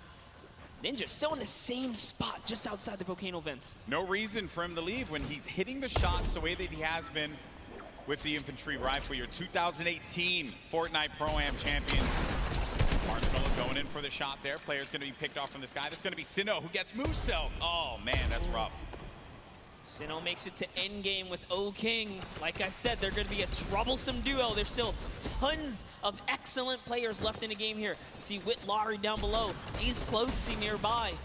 Uh-oh, Ninja's actually super hurt now. I think he just received the snipe. Yeah, so Ninja's going to be in a rough spot, but we actually did catch one of his other shots earlier on. That was going to be on Michael Dreyer. That was Elim number 4. Now, though, Ninja getting back to a fighting position, but he's going to get hit again. This is rough for Ninja. Doesn't have a campfire. Saw Myth there. Saw Nick Merckx. A lot of good players. Competitive players nearby, that's right. Cloak is still going to be in this match. Marksman still in the game as well. Airwalks, as we had mentioned earlier, Wildcat there. Everyone gathered together here, right in between Dusty Divot and Mega Mall. Nick Merckx only with 1 elimination.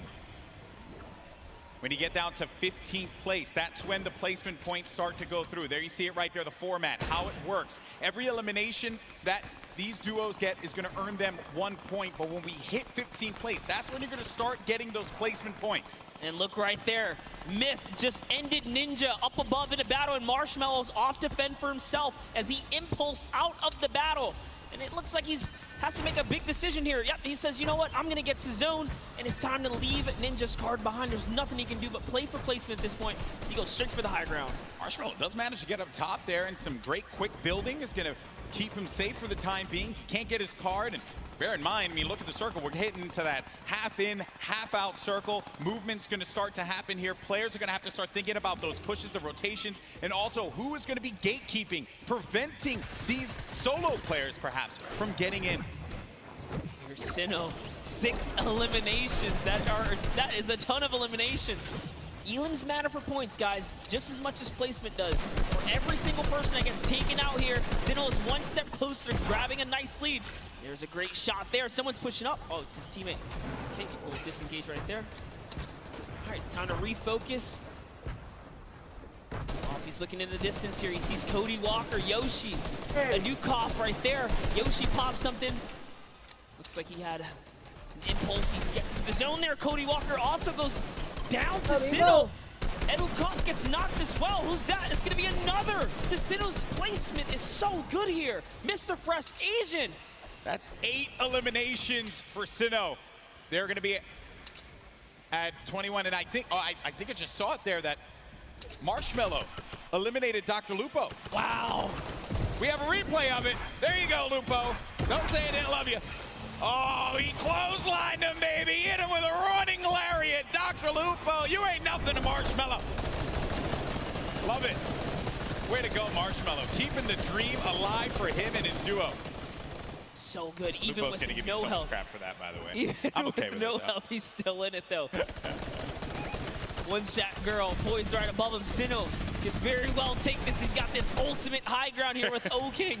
They're playing this one like it's a qualifier lobby, man. They got that high ground. They're raining down the shots. 9 eliminations for Sinnoh. O-King providing the support, and they're just going to continue to tarp with the floor, with the pyramid, so that they can own this high ground presence. Any players that are going to be flying in the sky, they're going to punish them with their ARs and the combat shotties if need be. You're going to need an aerial license or something like that. They're not going to let anyone fly for free here. No, they're not.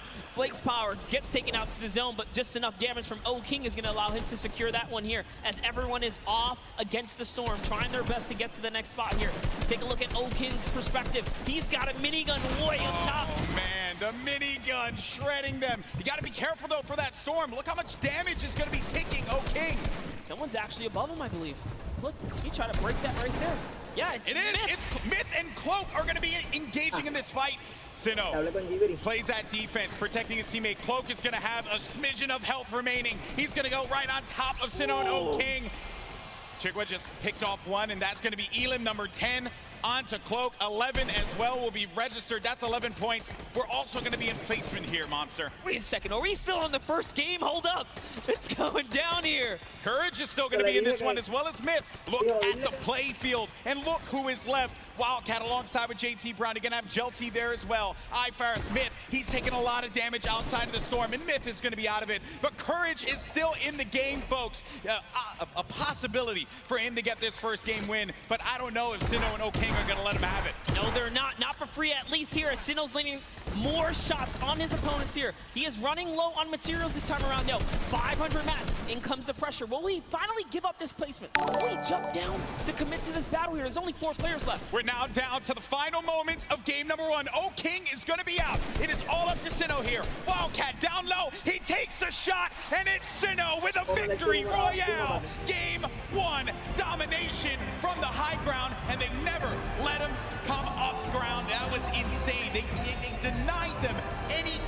territory whatsoever.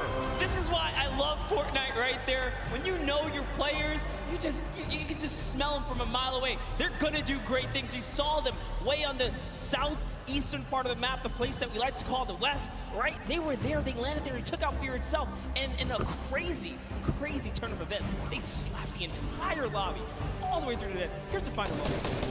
You know, I've had the pleasure of commentating a lot of esports in my career, and I always say, watch out for the South Korean players because they're so good.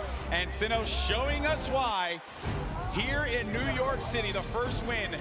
What a game that was. It was a little slow. It was a little slow, I have to say. Then it ramped up like a good book. That's the best part about getting full game lobbies. This is what we tune in for, right? You get the entire story. You get to paint the entire picture. And just like that, like the fact that we know where he started, he took out Fear itself. Like we were just talking to Fear itself. We know he's a respected competitive player. He has that land cool, right? Exactly. It still wasn't enough. Exactly. And this is going to put Sinnoh on everyone's radar as well. But that was a pretty tough end game there. A lot of great players still left in it. It just wasn't enough. When you have that high ground, that's it. And I made the joke, they were playing it like it was a World Cup qualifier. Hey, yeah, I mean, you get that high ground, you deny them any kind of presence to be able to build up to the top. It was very close. That Myth and Cloak could have pushed Sinnoh off. And had they done that, I think we'd be looking at a different winner in game one. But credit to Sinnoh for keeping his cool, as well as O'King for supporting him in that one. Yeah, Cloaksy might have had the high ground, but if I'm not mistaken, Myth just hit him with a really good shot. Put his back against the wall. He had no help. Sinnoh comes out with that side peek, and it was all his, and easy raining from there. Yeah, some good moments in that game for sure, and we thank you all so much for joining us here. That was just game one of the Fortnite Pro-Am here at the Fortnite World Cup Finals, our third Pro-Am ever. We've had some great games throughout the day. The Creator Showdown was a blast to watch. Some really, different experiences for a lot of our viewers. I mean, hey, we watched $1 million jump, literally. $1 million jump. That was insane. I know. I realized I made some poor decisions career-wise when I was not in there for the $1 million jump. That was awesome. And then we just saw one of South Korea's best players in Fortnite, Sinnoh, just take game one in dominating fashion. And now I have been informed that we do have our winners down on the floor with Pookie for an interview. Pookie, over to you. Thank you so much, Golden Boy. I am here down on the floor with our winners. I want to congratulate both of you first off and foremost. We have Sinnoh here, who we've seen play so many times in the past. He was actually part of the World Cup qualifiers. He did not qualify, but it has been quite a journey for him. How does it feel to be playing on this stage regardless? 우선 여기 한번 첫 라운드를 우승하시게 된 거에 대해서 많이 축하드리고요. 신우 선수 같은 경우는 퀄리파이어에 아쉽게 진출하시지 못하셨는데 여기까지 오시게 되셔서 이 무대에 서게 된 그런 소감이 어떻게 되시나요? 일단은 소감 일단 제가 여기 있는 거가 믿기지가 않고요. 게다가 첫 라운드까지 우승을 하니까 지금 진짜 기분이 정말 좋네요. I actually can't believe that I won this first round, and it feels awesome to be on this stage. Well, I can believe it. You guys were playing clinically with the high ground, the tarping, unbelievable gameplay. Congratulations. Down on the end, you've done charity events before, so you've done this before as well, but is this your first time playing Fortnite in front of all of these people? 우선 일단 하이그라운드에서 잘 이렇게 플레이 하셨던 것 같고 이렇게 체리티 자선 기부 행사에서 저번에 플레이 하셨던 것 같은데 이 많은 사람들 앞에서 플레이 하셨던 게 어떠셨어요? 일단 굉장한 영광이고 이렇게 또 좋은 행사에서 좋은 사람들과 좋은 성적을 거둘 수 있을 것 같아서 뭐 미리 뭐 김칫국은 아니지만 좀 다음 라운드에서부터도 더 좋은 성적 내가지고 처음에 들어올 때 우리 아는 사람들 거의 없었거든요. 한 명도 없었어요. 요 대회 끝날 때 저희를 모르는 사람이 한 명도 없게끔 만들도록 하겠습니다. 마지막 말만 하면 될 것 같아요. 너무 좋아, 너무 영광이고. It was such an honor to be participating in this tournament, and there are a lot of good players and good purpose of this charity tournament. And after this is done, before the tournament began, nobody actually know us, the duo. But after this tournament, I hope that everyone here knows who we are. Perfect. Thank you guys so much. Congratulations again to both of you. I hope to see you win a few more games. But what we're going to do now is we're going to throw it over to Sundown, who's going to break down some of the gameplay. Sundown? Thank you so much, Pookie. I'm standing by here with Nick Merckx and Mario now. First, I got to say, Mario, what is it like competing on this stage, playing Fortnite, compared to playing in the NBA and competing against some of the best athletes in the world? I mean, these players are here the best of the best, you know, and in NBA, of course, it's like the best of the best players in the world. So it's kind of same in that way, but I mean, just enjoying here in front of our fans over here. I was in New York actually last year, so, you know, I'm kind of home, so. Awesome, man. Thank you. Now, Nick, I'm going to ask you about some of the gameplay we just saw in that last match. You were actually able to catch a really nice double elimination onto some key targets and then get a good rotation out. So let's roll the clip and we'll kind of take a look. What was going through your mind when you were able to catch those? Because you played a little bit slower over the course of the game with the angle. So what was going on? Just trying to get on the strong end of the circle, using the impulse grenades. We both used them at the same time to get on the strong end. So what we did was we bounced across, we got lucky with the circle, and we looked for the players that are rotating late. And we got lucky, man. We had a couple players rotating way too late, and we just tagged them up. They were easy kills, you know? Very well done there. And also, I just want to give you a shout out. The grow up from you, we go way back, competed in the Gears of War stage. He actually was the one who knocked me out at my very first tournament ever. So being on this stage, Nick, what's it like, man? What's that journey been like for you? I've been here for a minute, man. I mean, it's really cool to see a lot of our same friends working for Epic and setting all of this up and being a part of this and being in the industry. I kind of feel like a grandpa, you know? We've been in it for a minute, and it's a good feeling. It's a good feeling. Good luck in the rest of your matches. Now, come on, get in here. Give a hug. Give a hug, man, Mario. Thank you so much, man. Absolutely amazing from these guys. As I said, good luck in the rest of the matches. We're going to throw it back on over to the desk with Monster and Golden Boy.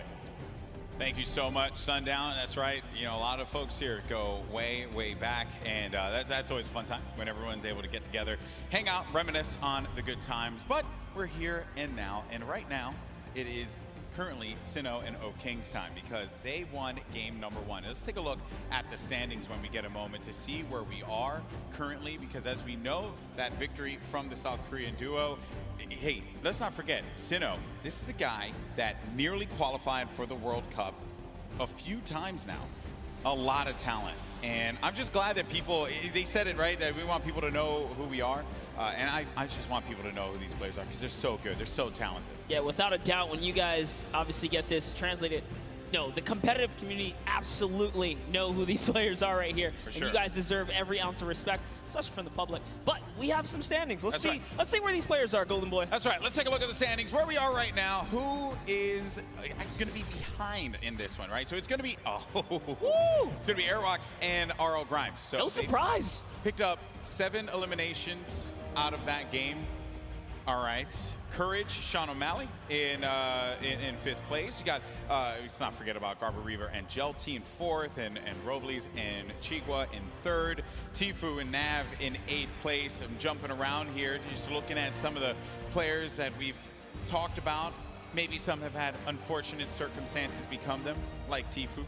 Got hit with the trap. I mean, we saw Ellie earlier today, right? He just pointed at the camera, walked off, representing for JP, Japan, right? That was a good interview. Good to see him in the top 10 right here. But as we move on to the second page, and just take a look here, all of your favorite content creators, couple of elims on the board. It's not bad at all. No, not at all. It's only game 1.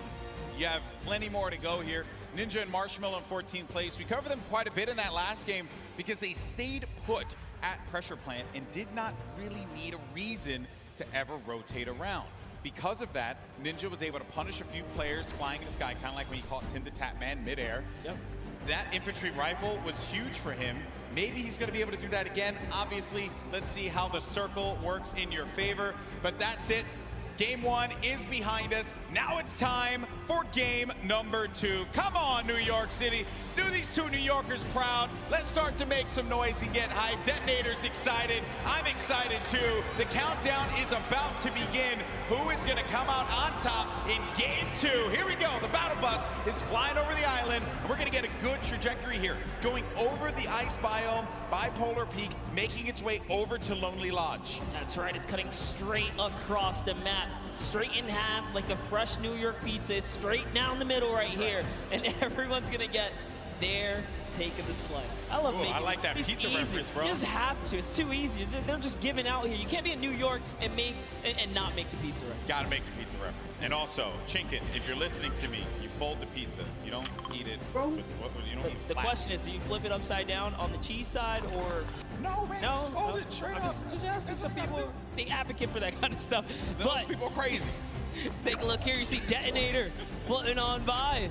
Marshmallow right there. No surprise. They're going right back to Lazy Lagoon. That's going to be their hometown. And they're getting landed on, by the way. You take a look at that map. There are some players nearby.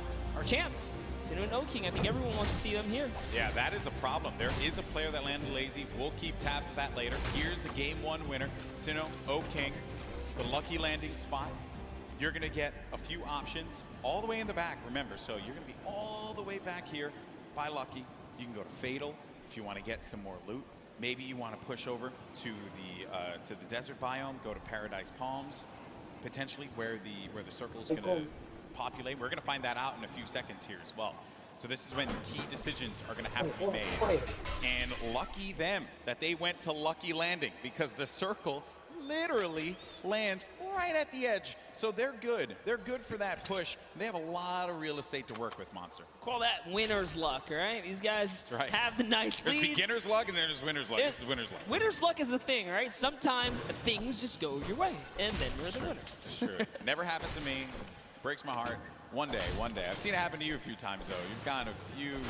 Hey, I'm here, aren't I? Like, look at you've got some shields out of nowhere in chess. When I watch your stream, very questionable. Like, that's not fair. Right when you needed it. How's that even possible? Happens to the best of us. But like, you just don't have a response. You're just like that. You know, I don't judge. I just take my blessings. I respect that, man.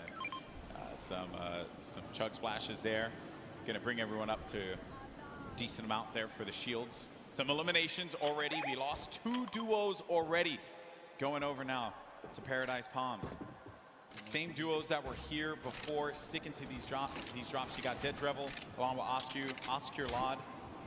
Oh, nice shots. Shots down. Did he connect there, though? No, he didn't, but at the very least, so he was on target, that player. Did manage to move around there. Hear that Shadow Bomb go out, and Dead Drevel had to have heard that, which is the reason why he's going to start pushing up here. Doesn't have the resources for a full fight. So he's going to be playing around this natural structure. He needs to just farm up. Osculot's going to be taking a lot of damage as well. Going to have to get out of the fight. 34 HP remaining. He's going to need to rely on his teammate. Does not land that shot with the hand cannon. But Dead Drevel's there for the follow-up. That's Business Boy. Oh, but business is closed down, unfortunately, for him. Dead Drevel's going to be out of this one, but not dead yet. Did get peeked right there, so he has to be careful. Oscar just looking. And Frizz has got such a good position on them, and he even has shield. This is just like that. Now he's at 72 extra shield, so he's doing just fine. That jump shotgun, perfect for being chest to chest, get right up in a player's face and do tons of damage. And it's early game, so Frizz can get Business Boy's card, bring it back into the fight. Oh, the revive's going through. You see it, the pickup. Oh, but Osculard heard it, so had to get out of the fight. Frizz is going to go for the follow-up, but Frizz is going to take a bunch of damage, down to 80 HP. Player's going to jump for the fight there. Been a hope and a prayer, but unfortunately, Frizz is going to get the better, and that's 2 eliminations, and that duo is going to be out of the game. 2 huge eliminations, and just a little fun fact, I'm sure his girlfriend will be proud. It says here they both have pink hair. Okay. I don't know what it's like to have pink hair. I have to talk to Ninja about that one. I know he did that for a little while. It won't look good on me, and also I don't really have a lot of hair. Yeah, I was going to say, I don't want to break it. And speaking of someone with not a lot of hair, Dr. Lupo on your screen right now. Just messing around. That was a low blow. No, here we go. As Fortnite's resident senior citizen, I'll take it. I feel like I'm also a part of the geriatric gamer program. Actually, this is our first time seeing the Storm Sniper in play here. That's right. Just came out. the other day, and it is, I think that players probably want to go with something. Okay, Dr. Lupo isn't actually the oldest caster for Fortnite. That's Grandpa Golden Boy. Really, guys? Really, you had to do me dirty like that? Fun fact. In my hometown? Exposed. In my hometown, of all places? It's all right, though. I still love you guys. It hurts a little bit, just stings. Stings the nostrils, just a little bit. Dr. Lupo. I'll band-aid it. Yeah, thanks, bud. He's going for the birthday cakes as well. Another thing that had actually just come out, celebrate Fortnite's 2-year birthday. We've been playing this game for a little while. Use that hashtag Fortnite World Cup. Share with us how you're going to be enjoying the event, whose stream you're going to be looking at when you go to Fortnite.com/watch. We want to hear from you. Make sure you're talking about it. Also, you're going to get that fancy little picture on the side when you use that hashtag Fortnite World Cup. Just Fortnite World Cup. There's Sigla along with Dr. Lupo. They're just going to loot around Salty Springs. A lot to get around here. What are your thoughts on Salty, Monster? Oh, I love Salty. It's one of my favorite places to land. Mainly because that back house, man, it's nothing more rewarding than landing on the ledge, getting a weapon through the window seal, and just picking up an easy elimination on someone who goes for the chest on the roof or something like that. Salty's like the bane of my existence when I rotate out of Fatal. I never want to cross Salty because you always have a player that's going to be so stacked with so much to work with. Things have certainly slowed down here. Making our way now to Fatal Fields. Speaking of, wow. There's Sinnoh with King in the. This is awesome. The strats. This is like a Flossin level play here. I'm loving it. Oh, he hears someone nearby, Golden Boy. Don't stay down. Stay down. Uh-oh. Stay down. This is not the duo you want to move them No, to. There it is. This is not the duo you want to do that to. Okay, so they're going to try and get around there, right above them. Oh, no. But Moyer's going to be taking so much damage, down to 80 HP. He's still going for it. He's going all the way. He wants the top here. He takes high ground. It actually is. Oh, but the bush manages to repel the damage. It takes one shot clean and nothing else. That was one. Can he hit the other right there? He's going to have that green tack. Oh, no. And it's going to be the duo that won game one. Oh, King and Sinnoh. That eliminate another duo. I mentioned it. They go lucky. They get all the loot, win the fights out of there, make their way to Fatal. Plenty more loot to grab. And naturally, they're just going to cut straight north to the zone. And we saw how many eliminations they had last time. They want to fight. If you're a competitor here today, you have to be careful being near Lucky Landing. They somewhat claim that spot, but here we have Faris, Brandon Rogers. Down comes the shots here. Let's see how it's going to go down here. They're at the easternmost part of the map. We have Jacob and Faris kind of moving back and forth, listening for cues. I think he hears him nearby, yet he's looking for Jacob now. Oh, man. Jacob's by himself. Yeah, that's the problem. Jacob's going to be alone inside of the natural cover. There you see the circle favoring Sinnoh and O-King. We could see back-to-back winner here, Monster, with the way that circle lands. It's right over Salty and Fatal Field, so that favors Dr. Lupo and Sinnoh. Oh, no, but Graham Rogers goes in for the fight. Faris has got to pick up his teammate here. He's got to have his back. Jacob gets it. Boogie Bomb goes out, but doesn't connect. Probably trying to overtake that wall there. Jacob, wisely enough, is going to get out of that fight. That player's going to be down. The Stinks forcing anyone that will hang around. Needs to confirm that elimination. There you go. That's going to be a ton of loot for Jacob to get. But Faris is looking at him right above him on top of the rooftop. He wasn't ready in time there to put the shots on him, so unfortunately he did miss. He goes for that side combat shot and breaks the wall right there. Oh man, this is not looking good here for Jacob. Faris gets his teammate's card. Does he get out of the fight? Oh, Jacob taking a fight to Faris. You like to see that one. Go for the fight, but look at the storm. It's starting to push in. Some decisions need to be made here. This fight is going to happen right by that storm. Popping that early med kit, he knows. He's got a few seconds to work with. Well, he's actually lucky. The zone isn't quite pressuring yet, so he figures, hey, you know what? I'm gonna use this opportunity to heal right back up, and now the advantage is all his again. Slight lead here. He's looking for it, finds right in front of him. Oh, man. You just don't expect that. You're hearing all this movement around you. You don't know where the attack is gonna come through. And they're just dodging and dipping around one another. Such an intense battle, and Faris still has minis left. That might have been his last heal there. Oh, the Jacob quad. decides, you know what? It's time to back up. Take the trusty quad, get out of there. Long. Yeah, no reason for you to push that fight. You have your teammate's card. Then we go on forward, and you got Slogoman, who just got beamed. Beamed. Marshmallow with the snipe? Marshmallow. Okay. I respect that. Marshmallow's been surprising me. Are we sure? Are we sure that that's Marshmallow underneath the mask? I'm just messing around. I'm just messing around. I was gonna say, he puts in a ton of work in this game. Look at this shot here from Marshmallow. Boom! Nailed him. Marshmallow, man. What a beast. Marshmallow here to make the highlights, all right? Don't sleep on it. They're going for a two-time championship. I get it. Absolutely. When we saw them, they were in 14th place, mainly because you didn't quite get enough placement points. The eliminations were there. They were right in 14th, so with the way they're racking up more elims, that's going to be, again, just securing a more comfortable lead. If you can get in that cadence of just getting points consistently, you'll find yourself in the late game. Mr. Fresh Asian, we saw in the feed, he actually took out Cody Walker as well. 3 eliminations for Mr. Fresh Asian. He's got that golden combat shoddy. Such a powerful weapon. You hear the movement around here. Some nades as well. He doesn't know any of this. This is a scary box to be in when you don't own anything. It's One Shot Girl and Chandler Riggs just nearby. Another great Slayer, duo. and the Slayer 360, I believe, is in a bush. Not too far either. That's the Golden Boy strat right there. Hide in the bush. Don't do anything for the entire game. Trust me, it works like 60% of the time. It works every time. Every time, 60% of the time. You know the math, guys. Don't count it. You don't have to question me. So Chandler Riggs and One Shot Girl, they're going to play this more defensive posture, this positioning here. They have no eliminations right now, and we're at 35 duels remaining. So it's going to take a while for those placements to go through. And then One Shot Girl just gets obliterated. Her health is gone. Now down to 5 HP. Chandler Riggs playing around the corner, trying to utilize a little bit of that right-hand advantage, but it is not coming to fruition there. Mr. Fresh Asian is going in for the push now, and this isn't looking good for this duo monster. Our heroes could fall right here, right now, as Mr. Fresh Asian is looking to get 5 eliminations on the board, gets ownership on the wall, and what a shot there from Mr. Fresh Asian. That's elim number 4. That was so filthy. Took the wall just like that, an instant edit, no mistakes made. The Slayer 360, he's finally given up his bush. He's actually now exposed himself. Sometimes you gotta abandon the bush. It's okay.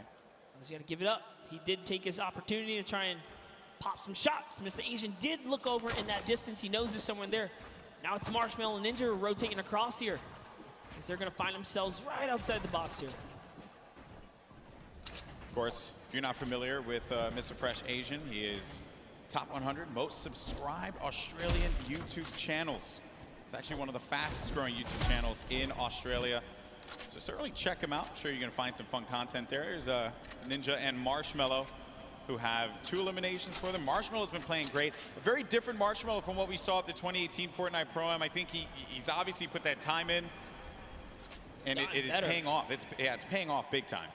Yeah, would have known Marshmallow would continue his grind after the years here, but Sean, hey man, Fortnite. He's passionate about Fortnite. Still part of the regiment. There's Myth. 7 eliminations, Golden Boy. What? I didn't even look over there. What is Myth what's going on with him today? He's on something. He's out here to prove a point. Myth wants to pick up a win. How huge would that be for him? Seen him so many times in so many competitions. Also another player that tried and tried and tried for that Fortnite World Cup online qualifier. Came close a few times. Lots of talent there. And here's the format and how it works. Once we hit that 15th place, that's when those placement points start to go online. But because Myth has 7 eliminations, that means he has 7 points currently, Monster. And his teammate is down right now. Unfortunately, Michael Dreyer was taken out. We do know Michael Dreyer is interested in running that marathon this year, but you know, he's gonna need a little more stamina to keep up with Myth here in the Fortnite world. The idea of running a marathon crosses my mind. Oh my. It makes me sweat. What kind of party do we have here, Golden? Chigua sitting right next to Alexia Ray and Jordan Jones. Jordan Jones at the start of this entire thing said, hey, you know, they know.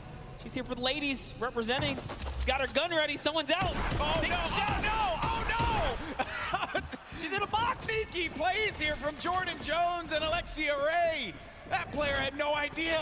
That was crazy. He got away. He took the launch pad. He got away. You never suspect the people in the cornfield. Jordan Jones and Alexia Ray, super sneaky plays here. Aaron Gordon's like, you know what? I'm just going to kind of keep my cool here, stick still. It's Ali A jumps back in the baller. He's out. He's like, yeah, you better be careful, man. There's some crazy people in the cornfield. It's like The Shining out there. Look out for that. Okay, and they're crouched, so you won't be able to hear their movement. You have to really focus on it. They got there just the aim set. I like this strategy. They are eventually gonna have to move here. Same thing for Ali and Aaron Gordon, which for them, I'm sure that they're a little worried about where these players are gonna be. Listen, Ali A might be a famous YouTuber, and Aaron might be huge on the basketball court here, but you step to these two ladies right here, they're gonna make you look like little boys. They are ready to fire away right now. They are so ready. Okay, well, while that's going on over there, and I'm sure that's going to take a little while to come to fruition, we're going to have a classic battle here between Tfue and Ninja. Marshmallow's trying to play that supporting role as well as Nav here. Marshmallow taking a bunch of damage, and he's got to get to his teammate. Nav is boxing around there, and Marshmallow's going to try and go toe-to-toe here against Tfue, but Marshmallow gets picked off. That seemed like it was coming off from the distance there, and Ninja has to get out of that fight. There's just no reason for him to continue to engage in it, considering that they were getting third-party from afar. I think the shots came from Udakov and Flake's power over on top of that tower and punished Marshmallow when he exposed himself, when he jumped on top of that ramp. Tfue really showing why he's a World Cup qualifier. This is still happening, by the way. Oh, yeah. They're ready. Looks like Mario's left to save Nick Merckx here. He's going for the revive. Aiden's going to go in for the fight, though. Mario's got to be prepared for this. And Nick Merckx trying to direct traffic. He's got a few seconds here to pick him up. Aiden right outside. He's trying to pummel his way in through the doorway. Mario, again, setting up the defense, helping him out. Aiden, very weak. Came second place at the Summer Block Party, Monster. That's right. Can the Trailblazer, professional basketball player, Mario, fend off Aiden, ghost Aiden right here, right now to save Nick Merckx.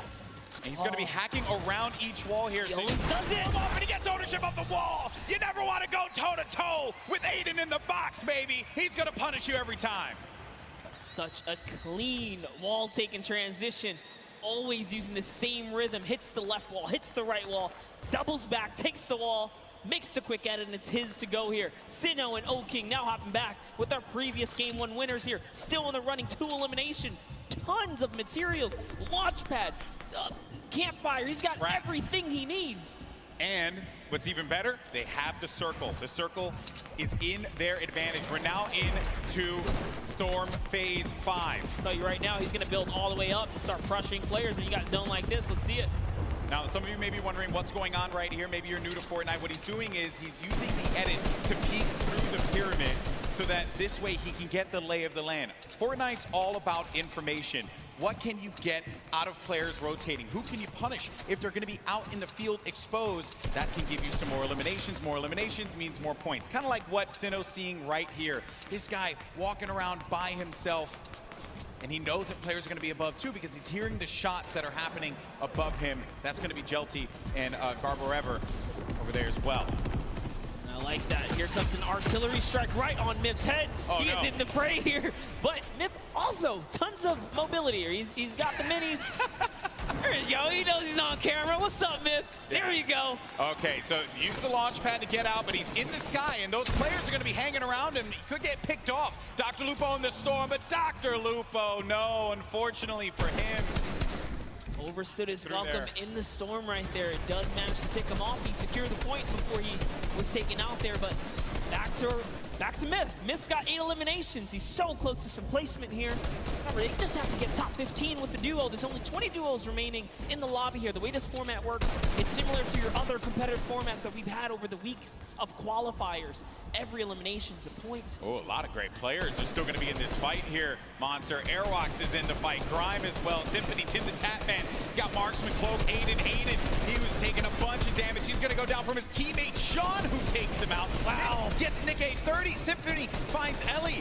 And here's Sinnoh, Game 1 winner, still living his best life. Picking the fights that he needs to take. King gets an elimination as well. That's going to be 3 points for this duo. And he's letting these guys above him deal with him. Ninja having to take so many shots and play defense. He's running out of materials quickly. When those shots are coming through, you'll be shocked how quickly you're going to lose out on the wood, the metal, the brick. Yeah, it really was a nightmare scenario for a second there. Forced to drop the campfire prematurely and go into the surf juice here. But they didn't forget about him. As soon as he picks, he gets lasered down, and all of his health is now gone. And Tfue, perched up right here, is going to catch Sinnoh straight out the sky. That is huge, Monster. He gets Sinnoh, the Game 1 winner. That was the pacemaker for the Game 2. And now it could be Tfue playing that strategy that we saw in the Fortnite World Cup online qualifiers. Going for the high ground. He's going to be by himself, though. 5 eliminations. Player right in front of him. Waits it out. He's just looking for it here, Golden. Trying to see if he can find the shot, find the angle. This is what Tfue's known for, playing for those early high ground position. Holds here, and he's not afraid to go for it. There it is. Chucks his way all the way across, takes the shots. Wow, this guy as well. And look, he's just going to 90 on up. Great shots, has shockwave grenades, also has shadow bombs to utilize to his advantage if need be. Ninja's still going to be in the fight, as well as Cloak. The high ground's been eliminated, but that player does manage to get above him. That's going to be Sean. That was Sean who goes all the way up to the top. Tfue's going to be playing in the mid-ground. Symphony right next to him. Jacob still in the fray as well. Saw him in that crazy battle earlier on. He's still in the action. And look at what's going on. That circle's going to be moving toward that mountain, which means players have to start making their way up. You are seeing a truly competitive battle right here between Tfue and Sean, who is trying his hardest to take him off the high ground. But Tfue is now landing on Airwalks, another World Cup qualifier, and he is going for this high ground, truly machoing up with the impulses. He wants it. He's going all the way. Look, he just built it back up. That's Tfue's high ground, and no one else is going to take it unless it gets shot down. But he does stabilize there. Airwalks is looking to punish Tfue, and he does get above him there. There you see, right at the top. And then Myth is going to snake out and just get to that side of the circle. Tfue taking damage. He has to be careful. He's in that shadow bomb safe, so he can't build, but he needs to be quick with it, and he does manage to stabilize for the time being. Ninja's going to be in a world of hurt as well. Look at his HP. Will Tfue make the quick peek right here? He sees someone in the wall next to him. Myth actually forgot to edit, and now he's in the storm down to the bottom right. That might be the end for him. Oh no, Myth, not like this. He tries to get out. He does manage to stay alive. Oh no, Myth is going to get picked off by Airwalks. Sean, Airwalks is weak as well. Jacob now has a high ground. Cloak and Tfue. Tfue said Cloak was a player he was worried about, and it could very well be the case here. He's looking around. Airwalks dealing with a lot. As Cloak, he's going to lose all his shields. We're going to have a proper 1v1v1 here. A four-way battle as Tfue fights on out. Airwalks is going to be out of here. That's going to be Jacob who gets the better of him. Look at Tfue just try and hold this one off. It's now down here to the final 3 players. Here we're going to see a quick Tfue versus Cloaksy moment or what? And Jacob's up in the high ground. You know he's not going to give him any freebies here. They have to go up the mountain. Jacob is going to be the problem here, not Cloak. Here's Jacob looking for him to push around. He does manage to tag him. He gets a sizable amount of damage, but he loses the high ground in turn. He loses the high ground. Jacob, look. Oh! The side shot of Cloaksy as the storm wraps up Tfue. Oh, I lost my voice there.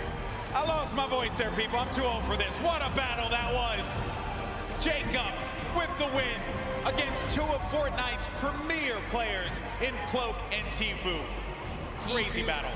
Ninja slides off the mountain, falls to the zone. Airwalks goes down to Tfue's aggressive push. Wow. And in the final moments, it turns out it's Cloak versus Jacob.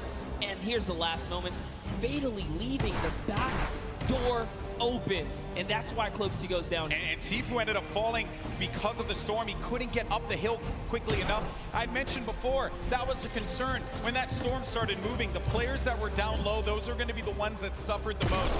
I'm just shocked that Airwalks got picked off the way that he did. And Jacob, what a win for him. Huge victory. And again, against 2 fantastic players. 2 shotgun bullets left in the final moments right there. Wow. Just 2. That was crazy. You know, okay, I think we had a good time with that one. New York City, what do you think about that last game? Because that was a pretty sick one. I think you can all agree with me on this one. Great matchup, through and through, Monster. What a start. I thought we were going to see 1v1 Tfue and Cloak, and I was going to lose my mind. I may have jumped off this stage. I don't even know what I was going to do with myself. We were that close to that moment, but hey, let's not take it away from Jacob. No, we're not at all. Jacob really played it so well there. Airwalks is doing also just a great job of just chopping him down, chopping down Tfue, really being a pester. That could have been Tfue's game easily, but just pushed the wrong ones. Even Sean was giving a hard run. The tone of the lobby changed as well when Sinnoh got eliminated. Yes. Right? Once people saw that pop up in the elimination feed, they knew that there was going to be an opportunity, because you get a player like that out of the fight, and there's going to be free reign. There's going to be movement to be had. But it was really the real winner of that match was the hill. Was the hill. Because once that hill started moving and the storm started creeping forward, you knew that so many players are looking up and they're like, ah, crap. I gotta have to deal with that As thing. Sundown likes to say, good old man Mountain claims another. Always gets his Pro target. Always gets his target. That was a good one, folks. We're probably going to get some words from our winner in a little bit. They're probably getting themselves all collected. I think we all kind of need to collect ourselves after that one. I thought Jacob lost that, man. Because when he lost the high ground, I'm shocked that the wall didn't get placed in front. But I think he probably felt like he had that angle and he wasn't going to get clipped. Yeah, Cloaksy really thought that he had the leverage, being that he just came over the mountain. He knew Cloaksy could not build in those, or Jacob, excuse me, couldn't build in those final moments. He had 0 builds. When you see that kind of, you read the player and they're not doing any builds like that, you're like, oh, I'm good. I came up a couple layers, I should be okay. Yeah. But he was at the top of the ramp. It didn't really matter where he was going to get shot regardless, being that he didn't protect himself fully. Yeah, you have to give yourself that wall there so that you don't get punished by those combat shotguns, which we mentioned so many times. That thing has a ton of range. Yes. He was playing that one from that, like close to mid-range, and it will hit you like a hammer for a lot of damage. Before you know it, you're out of the game, you're back in the lobby, or you're going back to catering, So what a great matchup that was. Great moments through and through. Also, I believe it was Jacob that had that fight at the John Wick house. Yes. Against Ferris. Yeah, it was a long, exaggerated battle. Storyline right so there, people. Close. Yeah, he was nearly taken out at the start of the game. What a comeback story for him right here. Yeah. All the way from the furthest you can go east on the map here, one of the furthest points. From there to take it all the way to the end game and find himself in a victory royale. That's a great game. That's his highlight moment. That's what you travel to New York City for right there. That's for sure. It all could have fell to pieces at that moment in time over by Paradise Palms, by the John Wick house, and then managing to keep his cool at the crazy moments there. Great plays, and I think that everyone thoroughly entertained with that. We have 2 more games, though. They're going to be coming up. Games 3 and 4. We're going to determine who the winner is, and I think we're waiting right now to get some words from our winner. Also, we'll get the updated standings to see where we are currently, and I have been informed that we do have an interview, but it's not just with Jacob. It's actually going to be with Jacob and the 2 people that he took out, Tfue and Cloak. Pooks, talk to me.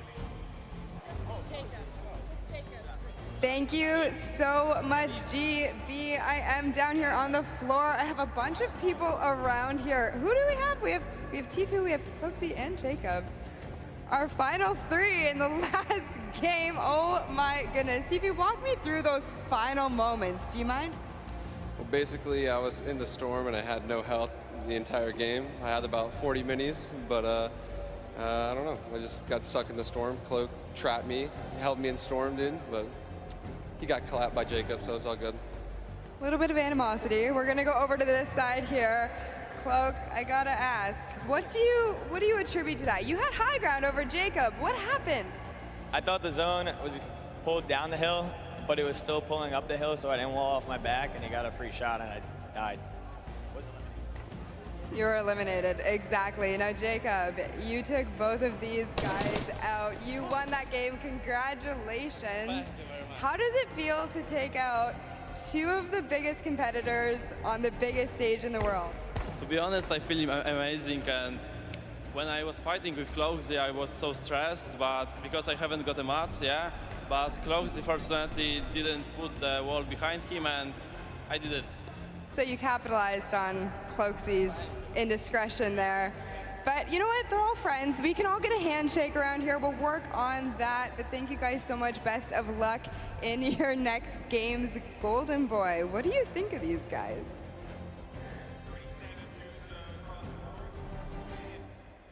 I think that the important thing to note here was that you're in those moments where you have to pay attention to where that circle is going to be going.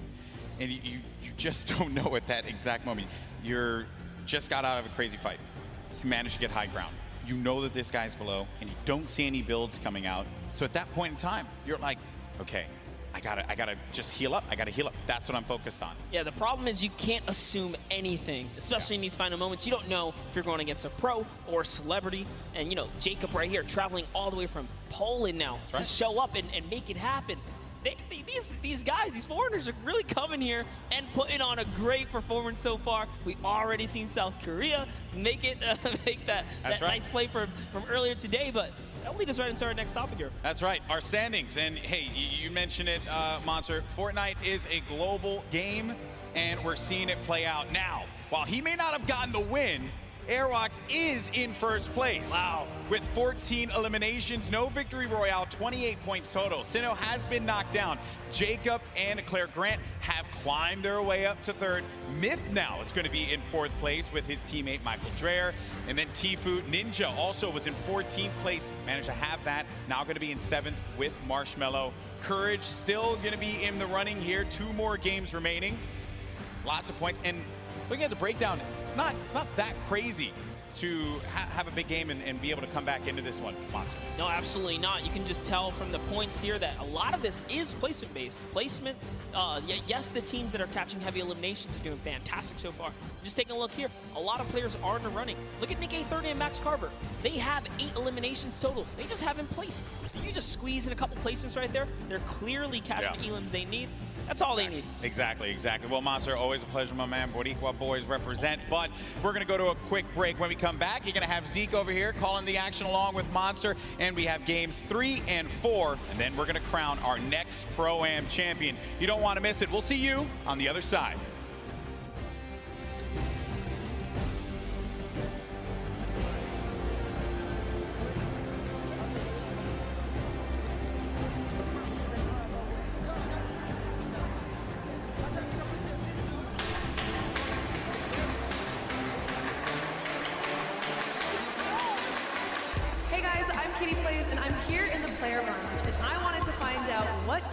Targeted the most today.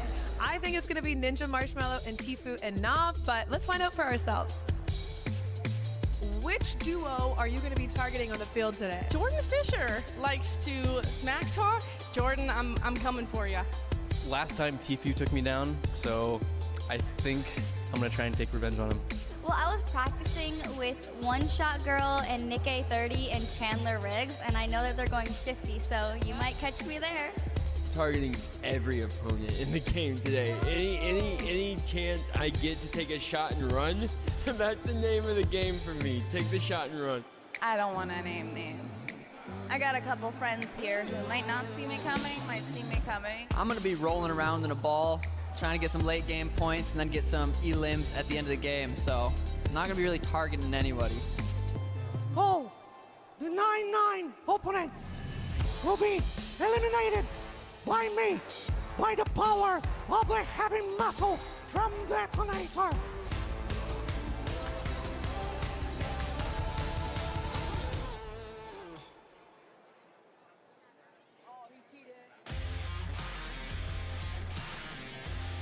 Hello, Fortnite fam. My name is PookieFace_. I've snuck up to the caster's deck to find out what being a Fortnite World Cup caster is all about. And to outline that a little bit for me, I have my friends here, Monster D-Face and Shio. So why don't you tell me a little bit about what goes in, what the process is for being a Fortnite World Cup caster? Well, it all begins with preparation. When it comes down to handling what is the Fortnite World Cup, you have to prepare. We're talking solo and duo competition here. Not only that, we are slammed with a Pro-Am. So you have to cover bios. That's what me and Shio do. We sit down even today. We go back and forth. We're talking hours of preparation on players. And Shio, what are you doing specifically to help the casters, and what are you bringing to this broadcast right now? So Monster talked about preparation. For me, it's all about the back and forth. If the caster needs any type of knowledge on a situation going on in the game, I've got that. We have 3 screens down here. One has the main game on it. The other 2 just have information and a broadcast alert section. If they have a question, they ask me. I've done all the prep with Monster for weeks, days of cramming as well, and we just get to it. Questions back and forth, relay the information, and yeah, just behind the scenes work. So you're essentially the Fortnite encyclopedia then, and you are just relaying the information. I hope that gives you a little bit more insight into how our casters prepare and bring the World Cup action to you.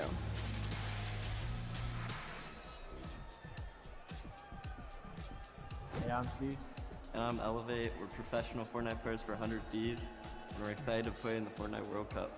The most fun part of the journey is, for me, just growing as a human and as a person, like having a good time, messing around. The best thing about being here for the World Cup is the experience for me. Like leading up to it, all the experience that I've gained, I can't have thought of something better to have been doing. Like, this has been the greatest opportunity for me. If you're trying to get better at Fortnite, just play non-stop, find someone that you can stick with. I know everything about this guy, he knows everything about me, so I think that's what's going to carry us in the World Cup. If you're trying to get better just at this game, a lot of things are just like, no, you're not the best player out there, and no, you're not perfect at any one thing. The game's always adapting, it's still really new. Just knowing that there's always someone better than you and that you can always be better is very important. I think for duos, we're most definitely worried about Arkham and Falconer. They're one of the best on the West. Oh. I don't know if I can hold it by myself. Yeah. There's no way it's this heavy. Let it on me. Oh my god. Wait, I got this. Why is this a thing? Let go. I got it. I'm so strong. Hold one angle. Oh my. Why did they make it this heavy? This makes no sense. Shouldn't you know we're all like scrawny little gamer boys? Like, I'm going for it. Oh. Yeah, if I win, I'll definitely buy myself a Lambo, and then maybe my brother a Lambo, and then maybe my sister a Lambo, and then maybe my grandparents a Lambo. Pull up your own weight. Maybe my father a Lambo. This is Cease, and the world's cutest e-athlete. Make sure you root us on the Fortnite World Cup. I'll see you guys later.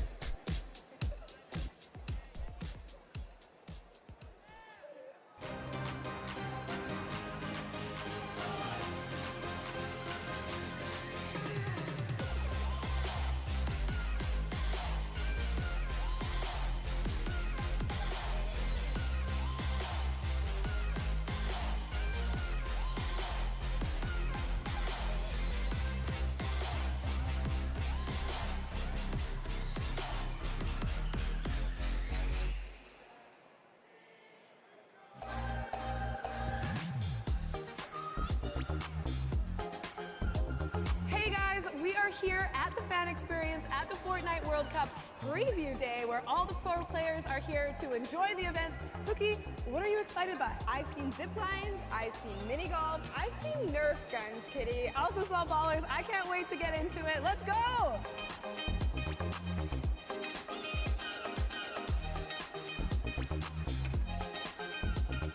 We made it! We climbed up the mountain and we are preparing to zip line off into Lonely Lodge. Are you ready? Yeah, let's go on an adventure!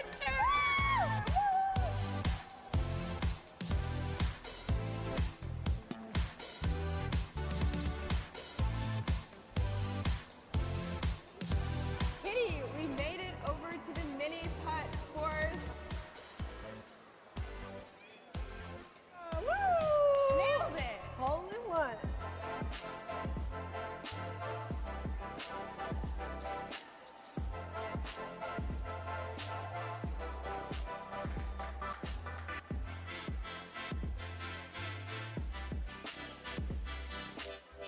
Cookie, I had so much fun here at the Fan Experience Preview Day. So did I. If any of you are going to be at the Fortnite World Cup this weekend, please be sure to come by the Fan Experience and check it out. But for now, we have so much more Fortnite action going on, so let's head inside and check it out. Let's go!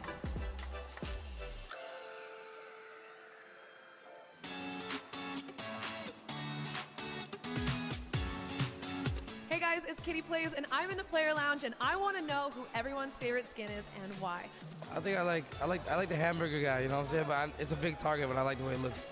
I'd say my favorite skin is probably the default still. I literally just randomize it. The blow up dude, he's the inflatable guy. The surfer dude, because I've been getting more eliminations with him. My favorite's default, because I'm a default. The bright bomber. It's so OG for me. Me. the rook skin because it looks like me. Yeah, I just kind of want to like look cool and appear intimidating because at 5'4" in real life, I don't scare a lot of people. Lynx, because I like cat. I like cat, yeah. That's my favorite too.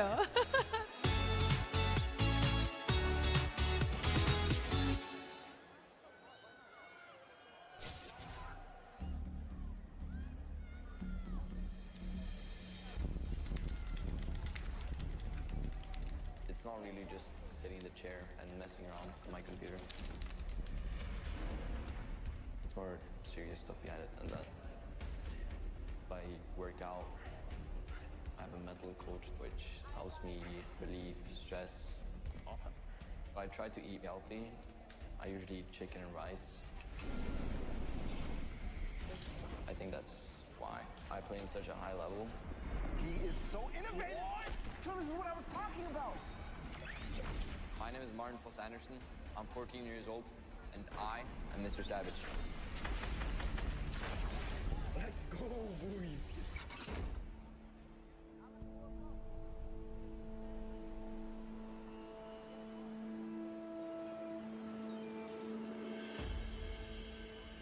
I live in Oslo in Norway. I really love the fact that I grew up here. Most Norwegians spend a lot of time outside. In the winter, I like cross-country skiing and slalom. But I think my favorite activity outside is playing football with my brother.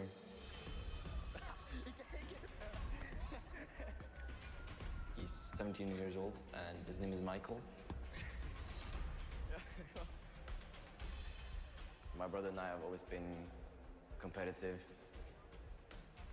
We'll always hang out together, play a game of chess, playing ping pong, and it's always fun.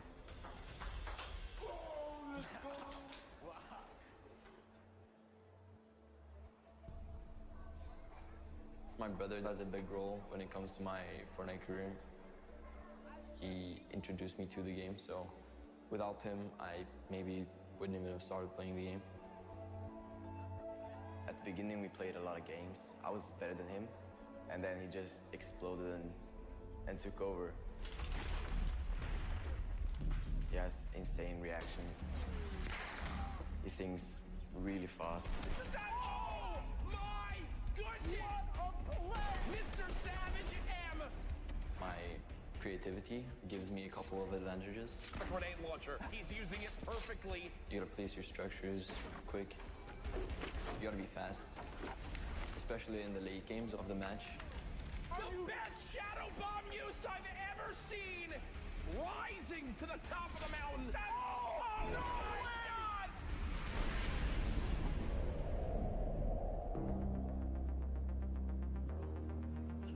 I love meeting my fans.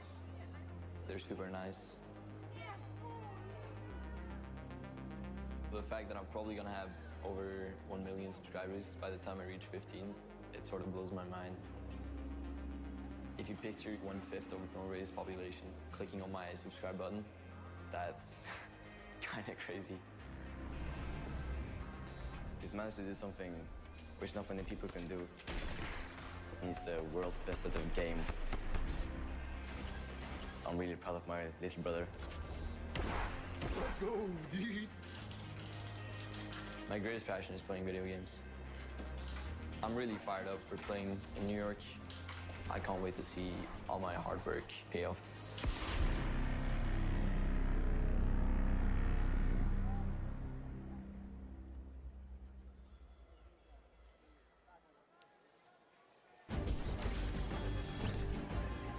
Welcome back, Fortnite fans.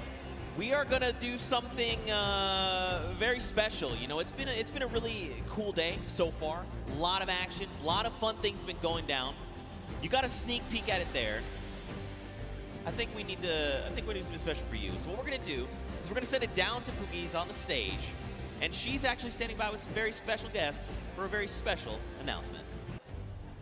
Thank you so much, Zeke. I am down here on the stage.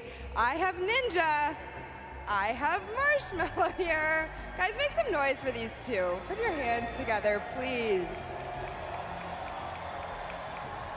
Now, I just want to take a moment and talk to you guys both about what the Fortnite community means to you. Now, I know you're not going to say anything, Marshmallow, but we're going to have Ninja kind of answer for you. Now, you've been a part of this journey for so long. What has it meant to you? No, it's just been absolutely incredible to be in this position that I'm in and just to really experience how amazing Fortnite is and how far it's come from season 1, before there even was a season, to last year's Pro Am, to this year's Pro Am, to the World Cup. I mean, it's been an incredible journey, and I think it's just getting started. So, but I love this community. I love everything. We love it too. So, you know, we love to give back to the community. We love to give you guys surprises and tidbits. Marshmallow, you have a secret surprise. Do Ninja and I have permission to tell everybody here about that for you today? Yeah? Marshmallow is going to be doing a amazing surprise concert on Sunday for you guys. So it's gonna be amazing. So the concert is going to be at 1 p.m. Eastern for you guys here, as well for you guys at home. Be sure to check it out.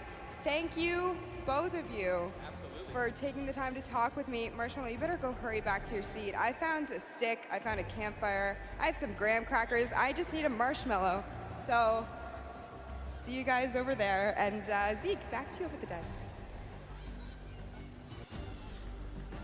All hands on deck, Marshmallow performing on Sunday.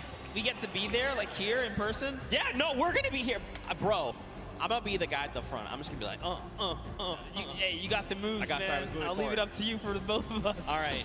Well, there you have it, ladies and gentlemen. If you guys are here, and if you're tuning in from wherever, you get to view Marshmallow in concert from here, from wherever you're viewing it at 1 p.m. Eastern. You can't miss that. That's going to be insanely hyped. This has already been incredible. That's a deal times 10. I mean, also, really quickly, Monster, I like how I left you and Golden Boy here for like 2 games, and you've already just, like, what is this, man? What is this? Hey, well, you know, we needed keep something the desk clean. The aroma of pancakes, you know, keeps them calm. Wait, can I get those back? Actually, that's actually a really good point. Anyway, we'll get to that in just a little bit. You know, guys, we've had an incredible day of action. We've already got 2 Pro Am games down. We've got 2 left to go. Now let's get you back up to speed, just in case maybe you've forgotten. Maybe you're tuning in for the first time. This is a very classic format: top 15, top 10, top 5, and the victory hour, all the placement thresholds, and every single elimination is, of course, that 1 point. Let's not forget, Monster, we are playing for charity. That's right. Yes, we are here. So you want to play for these placements. You've seen up until this point, it's been very intense. Everyone has been giving it their all. We've seen it out there.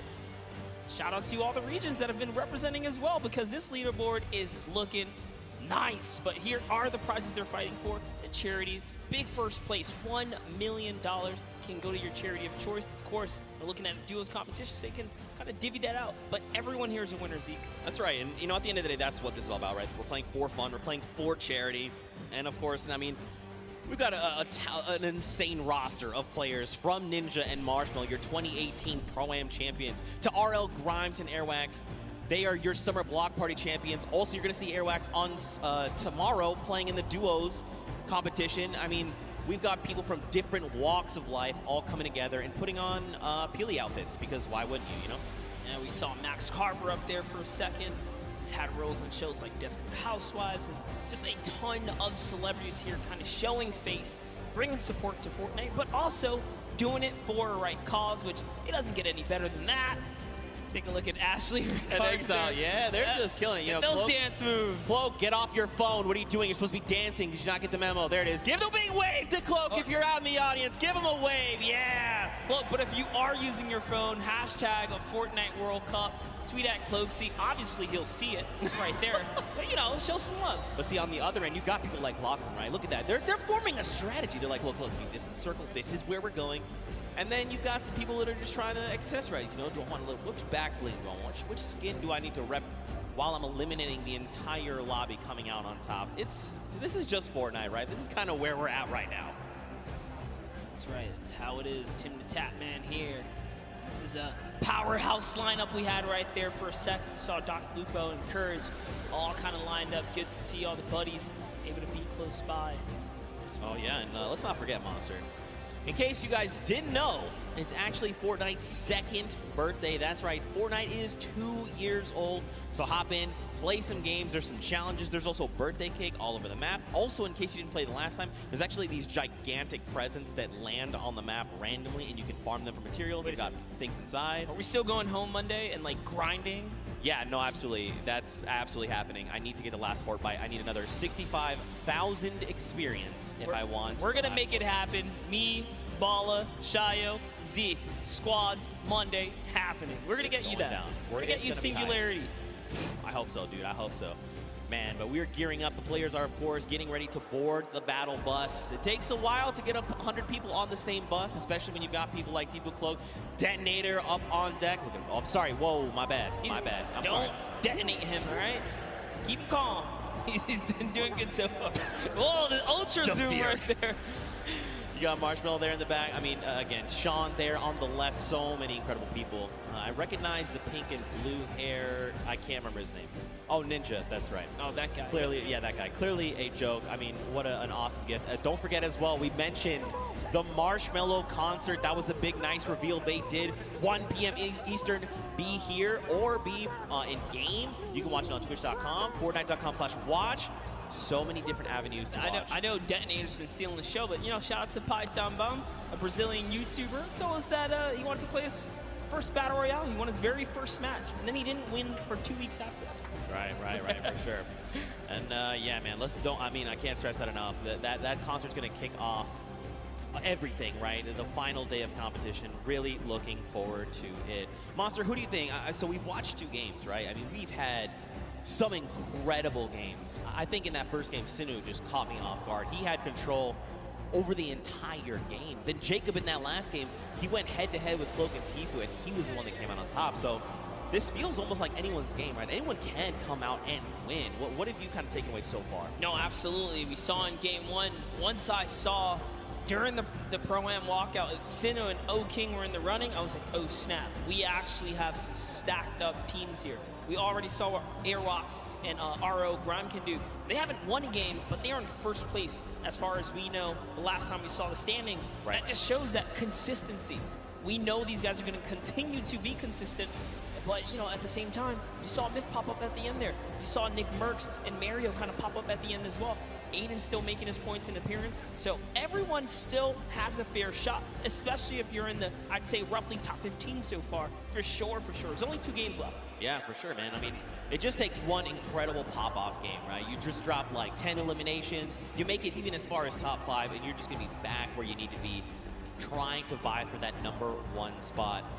You know, I think for me, you know, I want to see more Sinu. I'm going to be completely honest. Like, he's part of T1. You know, we've seen him all qualifier long. This guy's insane. I'm just looking forward to even more action. I'm actually curious. Wow, that's so weird. I was actually going to say, is Nick A30 going to show up? Because, whoa, hey. We saw Nick A30 for a while there, Cliff. I lost. I blinked first. I blinked first. Death stare. Yeah, there you go. I blinked.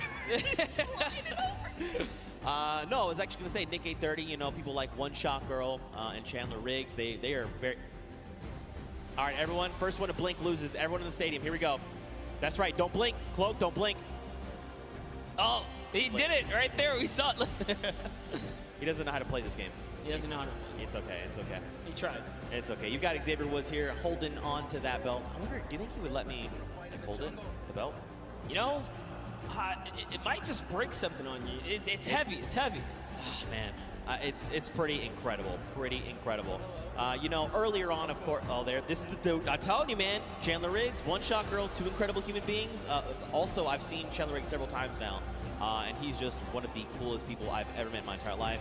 One Shot Girl, one of the sweetest people I've ever met in my entire life. Love to see it. Earlier on, though, we did, you know, watch a lot of Myth gameplay, like you kind of said. I'd be curious to go back, take a look at some of the gameplay that he had, kind of see things from his perspective, and see what he's going on. And here we go. We can actually take a look at this. So check this out. Run me through this, Monster, because you were here for this. Yeah, we were kind of looking right through, and actually, no, we actually didn't get this perspective here. So just tell Myth's in his A game. Kind of see everything he's gone through, his little journey there. Oh, the cone's so clean. All the practice paying off. Oh. No hesitation. Oh my gosh, Myth is in such great form here. That's what I like to see. at the Pro-Am, showing why he is TSM Myth, right? He's been around the block for a while. He's no stranger to competition. Good to see him in his zone here. And remember, most of the time he competes, he's under the NA West versus East, right? But now he's on land. He's in the same box with everyone else. So this is great to see him, you know, under fair circumstances, doing a great job. Yeah, for sure. And I mean, let's be honest, you know, the only thing that ever gets in Myth's way is actually fall damage. He's an incredible player, but fall damage, just like Tim the Tatman, it will claim both of them often. Let's go, Myth! Get hyped there! Yes! Also, Myth has this incredible dance. Do the dance! Oh. Yeah, dude, let's go! I cannot do that. There's no way. He is a significantly better dancer. I actually one time tweeted at him, I was like, hey man, can I get some of those dance moves? He tried to transfer them to me. Turns out that's not how that works. He tried to transfer you dance moves. He was trying to give me like a little bit of it, right? And it just did not work out for me. But it's okay. That's all right. But you know, we've got more players. We've got Mr. Fresh Asian. That's right. We kind of watched some of his gameplay, tuned into him, see what he's got going on. I'd be curious to see some of that gameplay coming out of those previous 2 games. There's so many people, man. So many people in Walks Life we could look at. You want to see more OCE? We got OCE. We have everything here under the hub. The Pro-Am. I also low-key want to see more Detonator.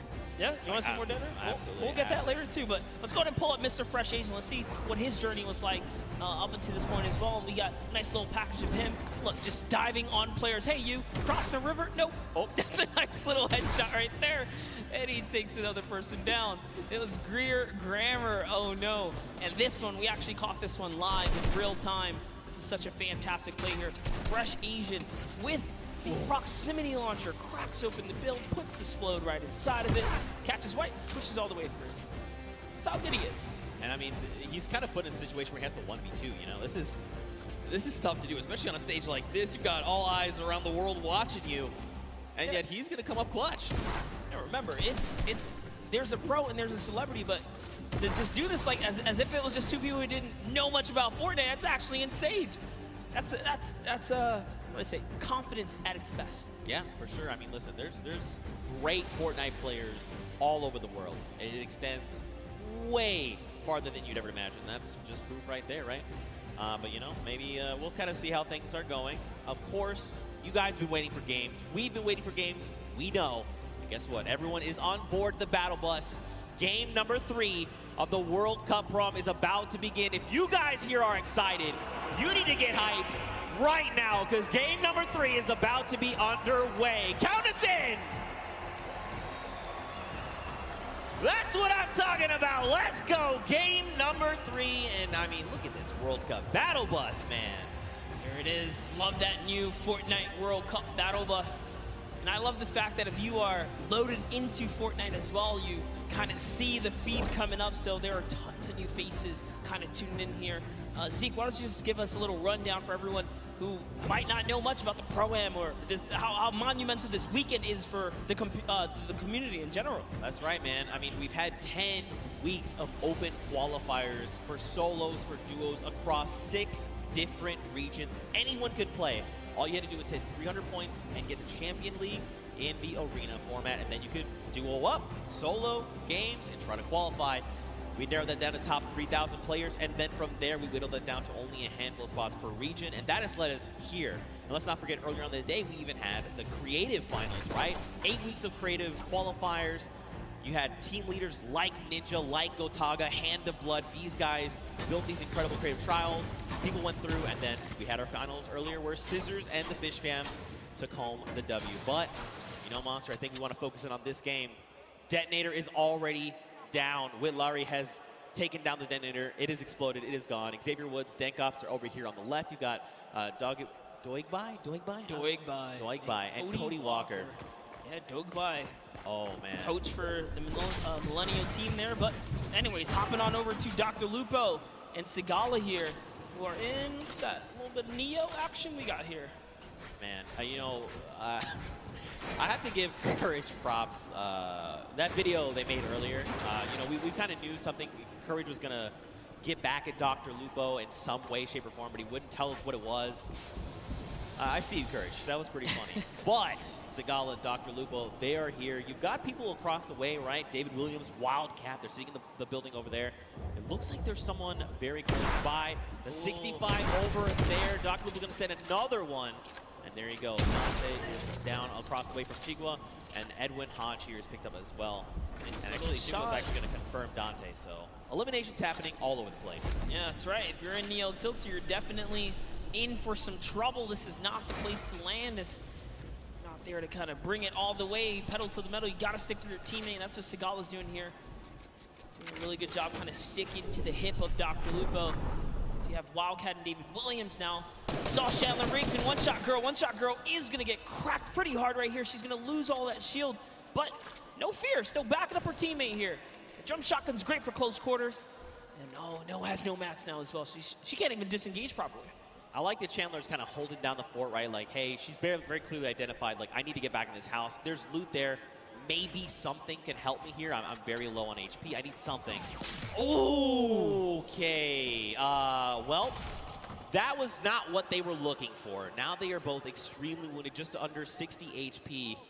Mora and Kalango here. They're going to try and close in on this, right? You know, you've seen the white damage numbers come through. You want to secure these eliminations, put some points on the board. Ewok is going to find Alexia Ray and put her down there. 67 coming out.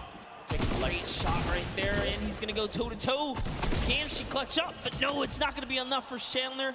Or One Shot Girl. Unfortunately, Kalango does hit every single shot right there in those final moments. And Kalmar is going to be able to save his team. Let's go. Elimination feed there. We also watched Ewok basically and Jordan Fisher take down Alexia Ray and her duo partner Jordan. They have been full eliminated. They are gone. Dr. Lupo, Sigala still here over in Neo Tilted. David Williams, Wildcat, they've just been kind of, it looks like they must have taken some kind of damage, right? They're underneath that 100 threshold, but it's not by much.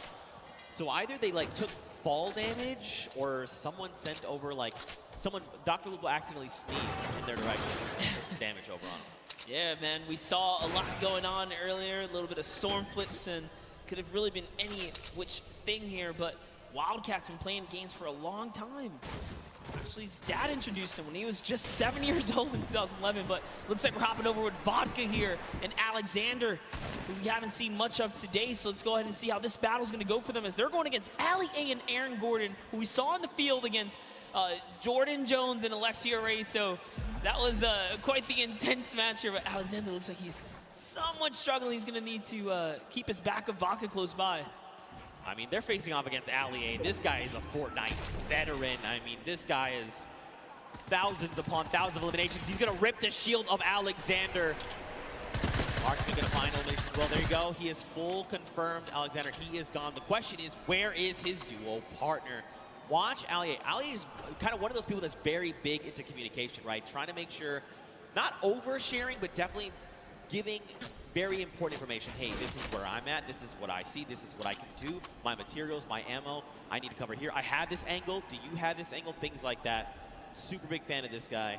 Yeah, absolutely. Ali A, quite the personality in the field. And talk about that, I mean, Vodka as well. Japanese YouTuber, he's been around for some time, a respectable player, does know how to, get down with it. But here, hopping over to Ellie, we're seeing him go with a large push here. He's gonna miss a couple shots, but he hits one right there. Turns back to Bill, says, you know what, time to put the bricks here.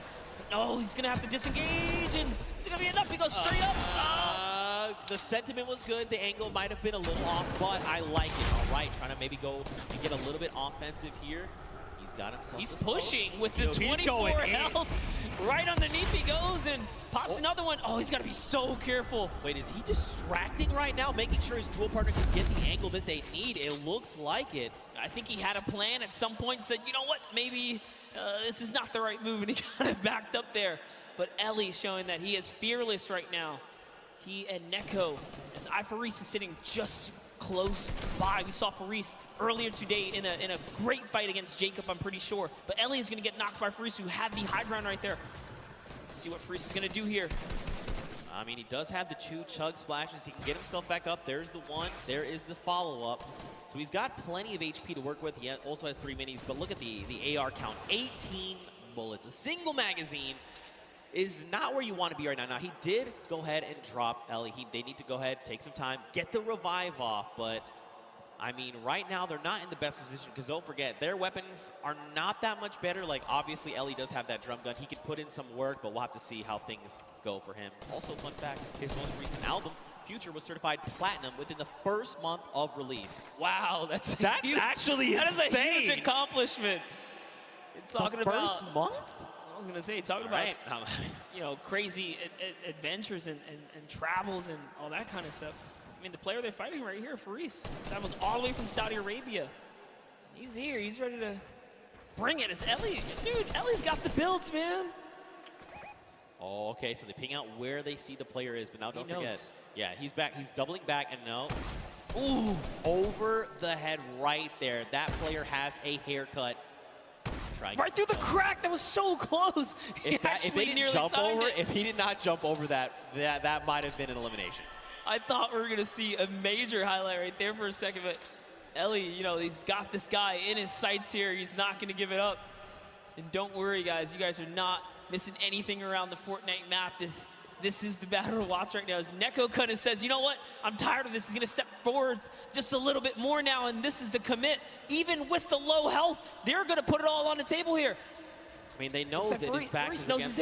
They know his back's against the storm, right? They're just trying to make sure and make him uncomfortable. Look, he's out in the storm. That's kind of the position they put him in right now. And this player's just trying to bail. Like, they're just out in the storm doing their own thing. This is how threatened they are by Nekokun and Ellie. Faris, I mean, you know, it's okay. It's not ticking too bad yet. It's only that single point, but he's going to have to make a really long rotation, and that's if they don't spot him out in the storm. And you know what? It's going to be worth it. He will be all right. He will live to see another day because off they have to run now from the zone. They don't have heals, and Faris is left to, I guess, go against these guys at some point or another. But let's hop in with some highlights from earlier today. We have a little bit, like we saw, Dr. Lupo and Sigala just kind of coming up. That's another player that's going to get taken out right here and just showing people that, you know what, I have Tilted on lock here. I'm ready to control this place. It's Kyle Kaplan who goes down to Dr. Lupo and Sigala. Again, they were sticking together at the hip earlier before, but Sigala's down. And I don't think Dr. Lupo has the reboot card, unfortunately. It does not look like it currently, but look, this is Dr. Lupo we're talking. The doctor is in the house. He knows what to do. He's been in these type of situations before. 1v the world, but that's okay. He's comfortable. But look at this, Tfue and Nav. Look at the angle they have here. You've got Nav all the way in the back. He's sending sniper shots over to JT Brown. Tfue's sitting there forward, right? He's just saying, all right, JT, come on. What are you trying to do? You trying to 1v1 me? You want to try and 1v1 my dual partner that's way back there? He's got a long angle on you. I have the close angle on you. Listen, JT Brown is a professional hockey player, right? If you can take that kind of punishment sometimes out there on the field, you can do anything. Let's see what JT Brown can do against the World Cup qualifier. He's speaking his head right there. And Tfue says, you know what? I've been here for a little too long. There's more players around him. He's got to be careful. And now look, he has to use that launch pad because for just a moment he saw a player running up on Nav, but it's okay. They're back together. They're ready to try and work down on this player here. Looks like it's Marksman. Oh, that's JT's partners. Okay, so they were actually trying to line a pinch. Marksman used the Shadow Bomb to get behind him, so now Marksman's going to have to leave JT Brown behind.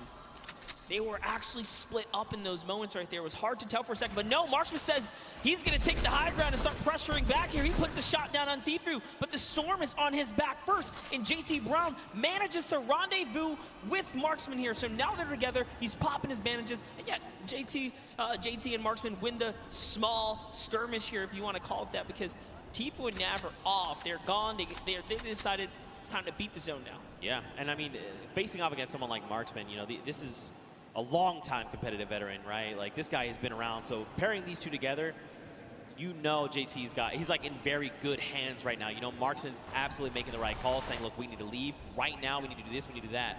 Fun fact, JT Brown was the first professional hockey player to become a Twitch partner. That's huge. That's actually pretty cool. That's history.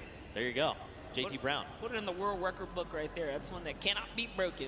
He solidified that. That's pretty cool right there. That's actually pretty cool. Oh, he's got the driftboard. This is actually really good. He's going to be able to catch up with Marksman and set himself back up. Look who else is here, though. Ninja and Marshmallow. They have got this on lockdown across the way. You've got Muselk. You've got Wax Motif. Look, this is Ninja we're talking about, right? You give him even a pixel, he is going to destroy your shields and make you wish you had never peaked in the first place. Ninja has been having quite the day so far. We talked about just being a little consistent will keep you in the running here. So far, no points have been earned this game, and that's got to put you on your edge, right? If you didn't pick up any of the kind of freebies in the early game, as it gets closer to that congestion later on, it's only going to get tougher, but Ninja puts down a couple shots right there. That's going to be 93 damage. That player no longer has much shield left. So like I said, you give him a pixel, he just rips your entire shield off. Yeah. Well, thanks for flying in my airspace. Try again. Dr. Lupo, though, he's got himself that baller. We saw Nekokun and his dual partner right over the hill there. So he's got to try and think this through. You know, do I want to take these engagements? Do I try and go for that top 15 placement? I mean, dude, he's already got 3 eliminations. He's doing very, very well. Oh no, we were about to jump in with Ewok, but Wade takes her out right there as Wade is still in this game. Chigua is close, as is John. John's trying to see if he can get up here now. And they've managed to take this hill and this positioning here. Jacob's still alive right now, as is Nick Merckx close by. I don't see Nick Merckx's partner. Where's Mario here? And oh no, Mario and Zanja has been taken out. He's got a launch pad though, he's okay. Yeah, the question is though, do you want to opt to use it? You know, I mean, check this. You don't need to. Oh, he's using the new Storm Sniper to scout out the next zone here. Notice how he kind of zoned in there. He looked at it, he says, all right, time to double on back here. He's got all the information. You gotta love plays like that, and he's doing it again. He's actually trying to get as much information out of that sniper as possible. Very interesting mechanic right there. Yo, I mean, look, Nick Merckx is a long-time competitive veteran, right? I mean, shout outs to the M-Fam. This guy's been playing games since Gears of War. I mean, he is a third-person shooter master. This guy is insane. And, I mean, every single week we're seeing Nick reach new heights of play, right? He's just continuing to one-up himself every single day. But across the way, you've got Dr. Lupo going up against Lachlan and Liam McIntyre. This is really rough. Unfortunately, Dr. Lupo is caught in the most toxic gas here. He is chipped down to almost nothing. Another stink bomb is going to be his demise. Unfortunately, he is picked off. But I mean, if it's going to be to someone, Lachlan's, you know, that's fine. I'm cool with that. You know, that was a respectable takedown right there. Lachlan and Liam McIntyre just using the perfect stinkers right there. Unfortunately, you cannot dodge those. That is, you know, kind of it right there as they seal the deal. But they get themselves a baller out of it as well. And now they're going to be able to make it to the next zone as it's just at Neo Tilted here. You can see the map on the bottom right-hand corner. Neo Tilted is extremely congested. Players are just toppling on top of it. So we're now back with Nick Merckx here. Nick Merckx already has the scoop on the Storm, right? He's got the sniper to tell it. Look, he's right in the middle as well. I was going to say, why doesn't he just put that to use, right? I mean, you've got a utility weapon that just rips people's faces off. Why not just go ahead and use that weapon? It's in your inventory. Also, let's point out the 5 chug splashes, by the way. So he's ready to go, right? He's like, look, I'll fight you. I'll just disengage. Use this to just replenish myself. You know, you just got to do it, right? Yeah, Nick Merckx can literally take on a team right now and be okay, especially with the chug splashes being that you don't have to have a cooldown for them. You activate them right away. Talking about, you know, people that are in good position. I mean, Ninja and Marshmallow in a sweet spot here as well. They have the high ground. They also have the slip nearby. So everyone in Tilted, or nearby the slip, I should say, is just fine here. And look, we saw Faris earlier today. He's managed to stay alive. He's made it all the way to Tilted Towers, even without the heals, so he's still in it. Slayer 360 also still in the game. We saw a lot of him kind of sneaking around at different times. Dank Ops and Xavier Woods off in the distance there. Nick A30 still alive. Let's take a look at this little highlight from earlier. It's Airrocks, man. Airrocks so good. This duo actually is your Summer Block Party Pro Am champions, and they are back to try and defend their title. Figures if anyone's going to stand in their way, it's going to be Ninja and Marshmallow, the 2018 Pro Am champions. I like the way they've just kind of double boxed up. Like you said, man, they're just locking this down. They've got the angles. They're just ready to play. They want someone to try and challenge them because they're in such a strong position. Nick A30, though, he's just chilling on the side of the mountain. You've got Myth down below. Wildcats over the hill right now. I mean, there's quite a bit of talent all very near each other that at some point are going to have to open up their boxes and say hello to the pro. Even Sinnoh is here as well. My goodness. Lachlan, Liam McIntyre, Grime, Airwax. There's so much. Tifu is here as well with Nav. Joey is there. He's a little wounded, but listen, he's still my fire. He's got his dual partner expert. Did you catch that one? You're too young. Never mind. Missed that one. That's okay. That's okay. No, guys. I know. Okay, all right. Good reference right there. Thanks, man. Gotta love the music reference. Nice little double snipe coming out of Tifu and Nav. Just pulling your leg. Zeke. Thanks, man, I guess. I don't know what to say to that. But anyway, check it out, all right? We saw 52 players, 34 duos, Monster. It's crazy that we've seen the game slow down this much, you know? You would have almost thought we were basically watching the duo finals. You would think this is Saturday. Yeah, it's definitely gotten a lot more intense as we've approached the final games here. No one wants to kind of lose out, right? You want to get as much playtime as possible. Tifu utilizing a ramp overhead to make sure they skate straight across and not stay in the air for much longer than they need to be. And for that reason, they're not going to take much damage here. He's going to be able to pop this next minion and just be A-OK as they're still in the game. Don't forget, guys, Tifu's partner here, Nav. Let's make music as well, so good so far here. It's Ninja Marshmallow just underneath them. Aiden Lost King's Rob. Nick Merckx is landing in. Wait a minute. Okay, so Tifu's shield just got ripped. You've got Aiden. You've got Nick Merckx. You've got Ninja. You've got Marshmallow. Courage, JD, Myth, Cloak, Whitlari. They are all occupying this same space right now. Rob from the Lost Kings. I'm telling you, though, he's going to be the one to come out on top. I'm not saying that because he is a good friend of mine. I'm not biased at all. But here we go. On with Courage, JD. Got Sean O'Malley. Look at dude. Everyone's here.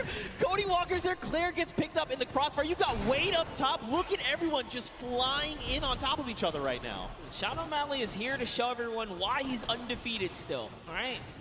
He's been competing since 2013 in the UFC. He's here to prove a point with Courage. Courage came dangerously close at the summer block party, taking it all home. They are still in the running here. 2 good games. These next 2 games can really be theirs to take. But we're going to hop in with Tim the Tatman. Wild card is active right here, right now. Now, keep in mind, he's got no HP to work with. 57 really isn't that much. But this is Tim the Tatman that we're talking about. Why is the entire lobby? Just bleep. Tim, just bleep. Nothing you can do and talk about Sean O'Malley. He takes him out. He was the prime target there. Now take a look at Wade here, who's got the high ground. He's got the flint knock to save himself as well. In a combat. It's a lovely 70 shot right there. And this is where the lobby begins to condense and collapse on itself. Remember, no one has earned placement yet. There's still 26 duos in the running here, many of which are solos. Yo, if you were watching, did you watch the elimination feed? Grime picked up O-King, that is Sinnoh's dual partner. Tifu is actually going to be picked up by Nick A30. Wow. And Nav then turns around and says, Nick, not today, friend. It is not good, eh? And I'm just getting word. We actually have a replay of the wild card that we're going to get to take a look at together and relive just kind of what happened. So, you know, it's difficult, right, when situations like that. I'd pay for a slow motion in this part right here.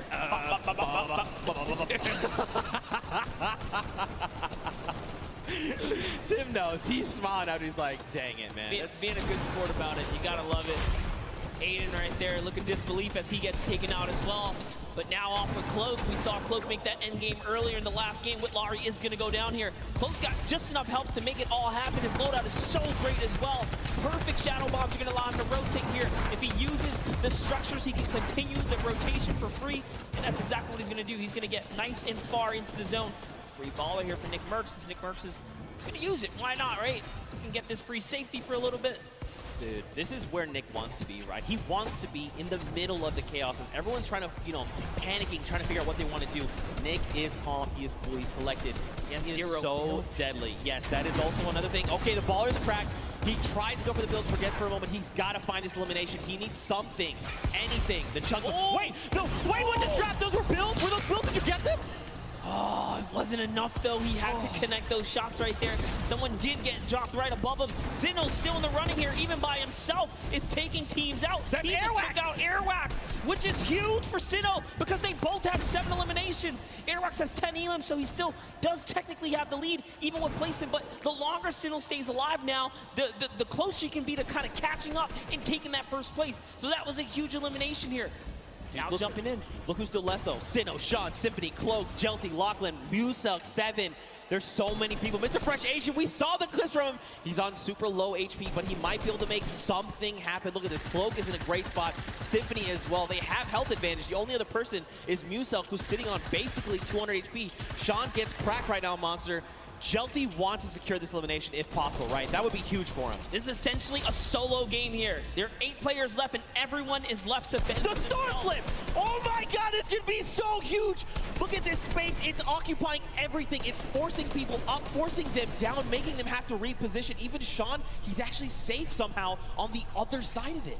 Yeah, and Sinnoh doesn't care. He's like, you know what, I'm going to keep this high ground here. As Sean actually takes some damage from the flip right there, and then Sinnoh catches that Elim. That's going to be another one for him. He falls down and could not convert on Cloak, as Cloak gets another, and it's his high ground now, and he has the health advantage over the lobby here.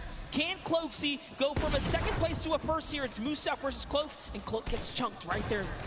Massive shield rip there, but it's okay. He's got a single mini. He's got 70 HP, and look, Sim is just below. Not much effective HP. Muselk here, he's popping those shadow bombs, wants to try and drop out in an opportune moment. Wait a minute, this shockwave's gonna change everything! Cloak needs to line these shots up! He's got no HP, can he do it? He does! He takes out Muselk, and that is a competitive player's worst nightmare, hearing those impulses go off. But Cloak doesn't care. He doesn't care. Even with the 15 HP, he knows he can't take the zone here. He has to full commit for the offensive battle. The last 2 players are fighting right there. There goes the trap. Limited builds here. Jelty versus Cloak. No health. Can he collect with the last shot? This is your opportunity. He's going to put the shots down here. Can he connect? He has to make something. Neither of them have the HP. No, you can't go on the storm! Nice job to Jelty, and unfortunately, Cloaksy takes the cursed second place once again in a back-to-back performance right there. But Jelty secures the deal in the final moments right there. All because he had a trap. Cloak had to back up right there. You couldn't do anything about it. But it was the hesitation that allowed them not to seal right there. Man, to fall to the likes of Jelty now, just want to make you well aware, Jelty is one of these players who's been vying for a spot in the Fortnite World Cup qualifiers, trying to make it here to finals. So this was going to be a tough fight. Unfortunately, though, both players were so low on HP. Once you kind of force them out in the storm, it's basically, I need to force you to take the shot. I need you to line up a shot for me and to try and 50-50 it. See, it was right here. The action came out or the pressure down. But once he hesitated right here, that was where he made a fatal error. He just couldn't play with the zone. Couldn't play with the zone. Very tough, but very well fought. I mean, let's take it back, you know, when Muselk jumped him right on the spot, and Cloak said, you know what, I have nothing to work with, no HP, no builds, no nothing. I'm taking the fight. He was the one that came out on top, and that's why he secured himself the second place. Still, I mean, you know, this is a very big accomplishment for both these players, right? Jelty picking up the Victory Royale, 3 points from that. I mean, Cloak popping off. I mean, I'm sure he heard you guys here, you know, yelling as soon as he got that elimination, because that was clutch. Yeah, that was a fantastic way to kind of hold it down right there, because Muselk used that impulse. He broke all the builds, and Cloak took fall damage. Had Muselk just connected one more time right there, that would have been his game, because he had the health lead as well. Yeah, right. And I mean, like you kind of said, that's kind of been the recent meta coming out of the competitive side of things. You're using shockwaves to kind of reposition and just fragmenting builds all the way around you. So for Cloak to react so fast and clean up the elimination, mad props, seriously. What an incredible game. Game number 3. I'd be curious to see how the game shook up the standings that we'll take a look at a little bit later on. But I mean, what do you think, man? We saw some really big names traded back and forth. Tfue got shut down, Airwax got shut down, Aiden was picked off. I mean, that's what I think right there. That's one of the key turning points here that kind of happened in that last moment. The fact that Sinnoh takes out Airwax, and you saw the look of disappointment on Airwax's face, because I believe his camera had just came up right there. Is dang, and then to go down to Sinnoh, that's the perfect recipe for Sinnoh to take out the #1 player who was previously in the lead and continue to push his agenda forwards. That could have been a difference, but Airwax did have an Elim lead at that moment, so. We'll have to see how things shake out, man. These games are insane, and this is just a taste, you know? You got to think tomorrow, Saturday, Sunday, duo and finals, solo finals, they're going to be absolutely insane. But for now, guys, let's go back over onto the top deck. Let's go hang out with Pookie, because she's got Jelty on standby. What you got for us? Thank you so much, Zeke. I am down here on the floor. We have Jelty And we have his duo partner here as well. Now, I just have to ask you, what is it like to come to New York and play on this massive stage? It feels great. Feels great. Do you want to let him know anything else? I'm sorry. I didn't get as nervous as I thought I would be in front of so many people. Once you're in here, once you're playing Fortnite, it's pretty much just like being at home, I would think. But did you have a strategy going into today's games? Because you are a competitive veteran. You know, you have played in the World Cup qualifiers. What was your strategy? En la primera partida intenté llegar a placement. En la segunda fui por kills. Y como en la tercera tuve muchas granadas de humo, entonces jugué hasta el final. So in the first one, I did a play free and free for kills. En la tercera. Como tenía mucho echado, me puse a jugar por placement, por la win. ¿Por el qué? En la última, como tenía mucho echado, jugué por la win. And for the last one, I really just went for the win.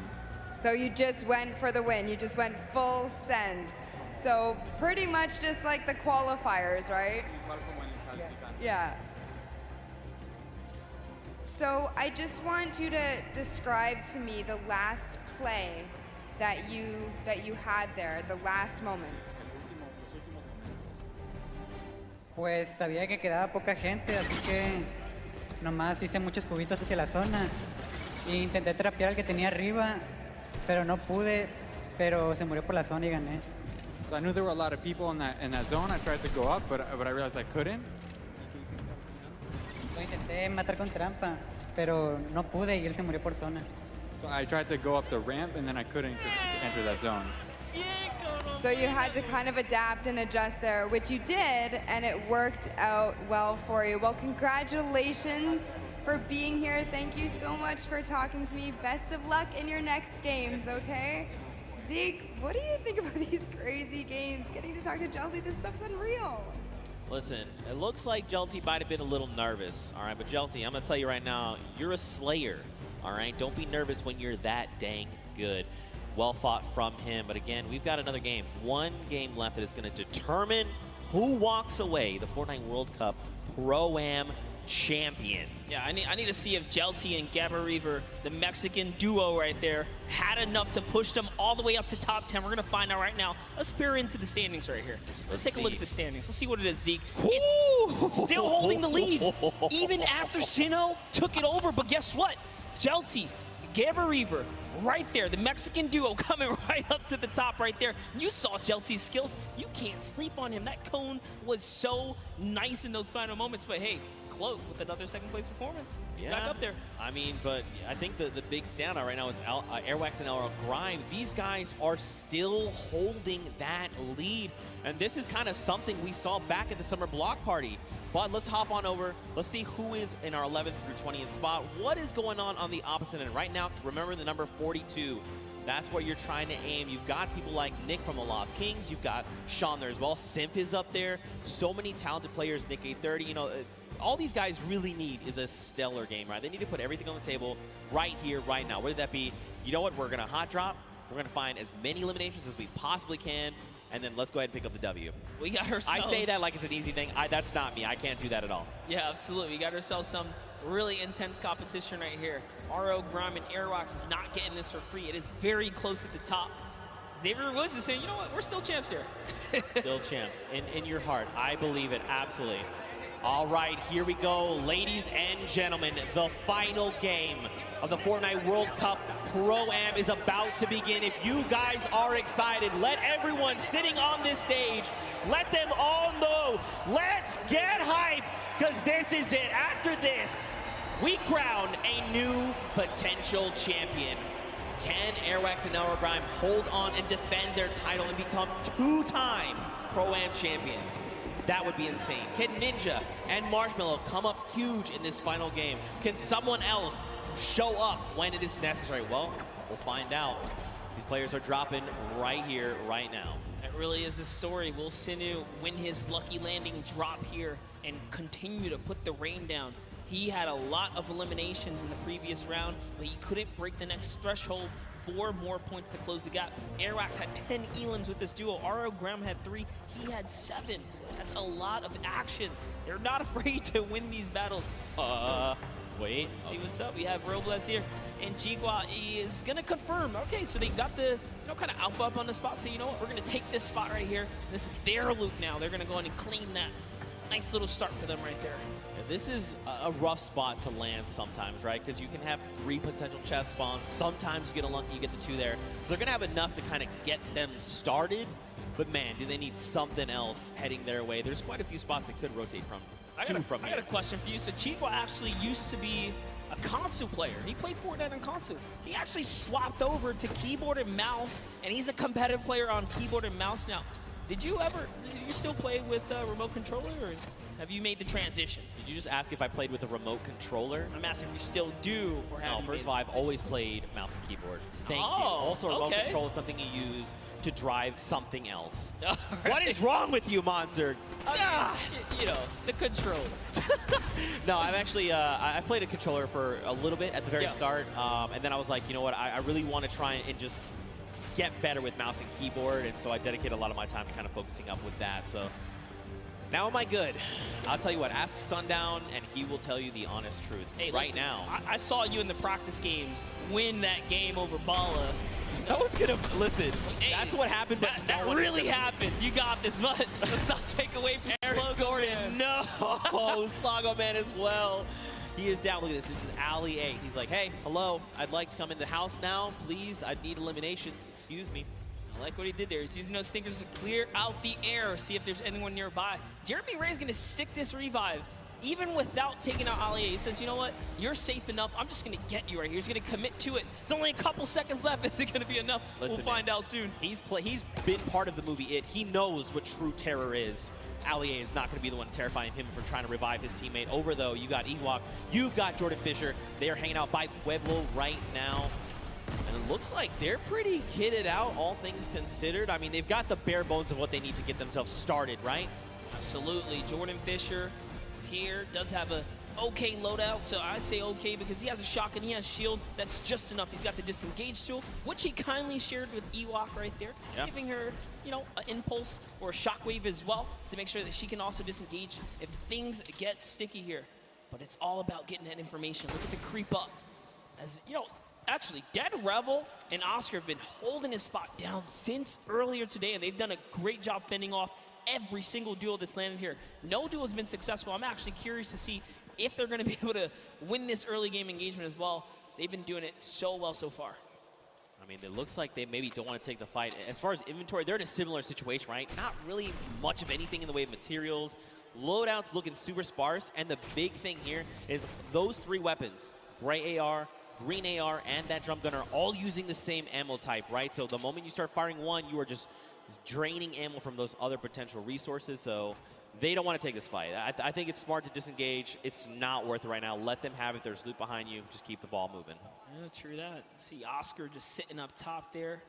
Oscar, an Argentinian YouTuber who plays Fortnite. Recently started singing. But looks like we're going to jump in with John here. See what they have in Salty Springs, one of my favorite places. John Ha and Wade. John Ha rocking John Wick. Ooh. Huh. Huh. There you go. There you go. I'm telling you right now, Pookie Face is the only person in the world that appreciates my jokes. I bet you wherever she is rolling around laughing because she got that one as well. She also got my NSYNC one that you flamed me for. Cake! Oh. I would love some. Look at that. 5 HP and 5 shield. You like to see it. Wade is going to go ahead and try and get back grouped together. Oh, actually, he's trying to push Yoshi. That is not his same team member. Just kidding. Yeah, Wade's right up there. Yoshi is in the skeletal remains of what was the monster kind of battle that occurred. I didn't get to actually watch that event in game, unfortunately. Bro, you missed out. Dude, I was working on some things, but here we have Yoshi. I said I wanted to see what he's got with the kind of representation for the caster squad here. He's still alive, and unfortunately, Freddy was taken out. He's got to use one of his 2 shadow bombs right now. He might have to use a second here. We'll find out, and nope, keeps his calm and cool, says, I'm okay. I got out of there, and it's enough distance for him.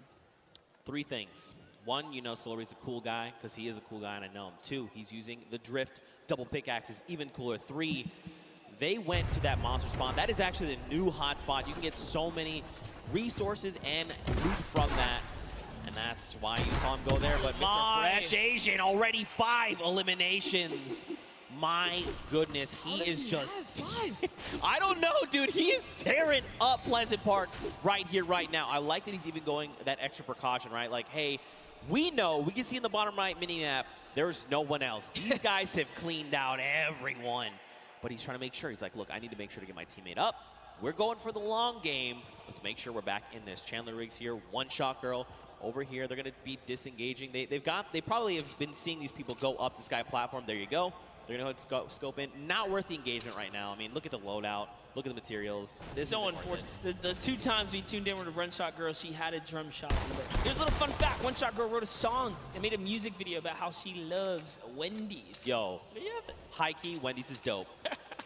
If you disagree, I'm not really sure what you're saying. You know what would be a really cool username for you, Zeke? What? Fast Food Zeke.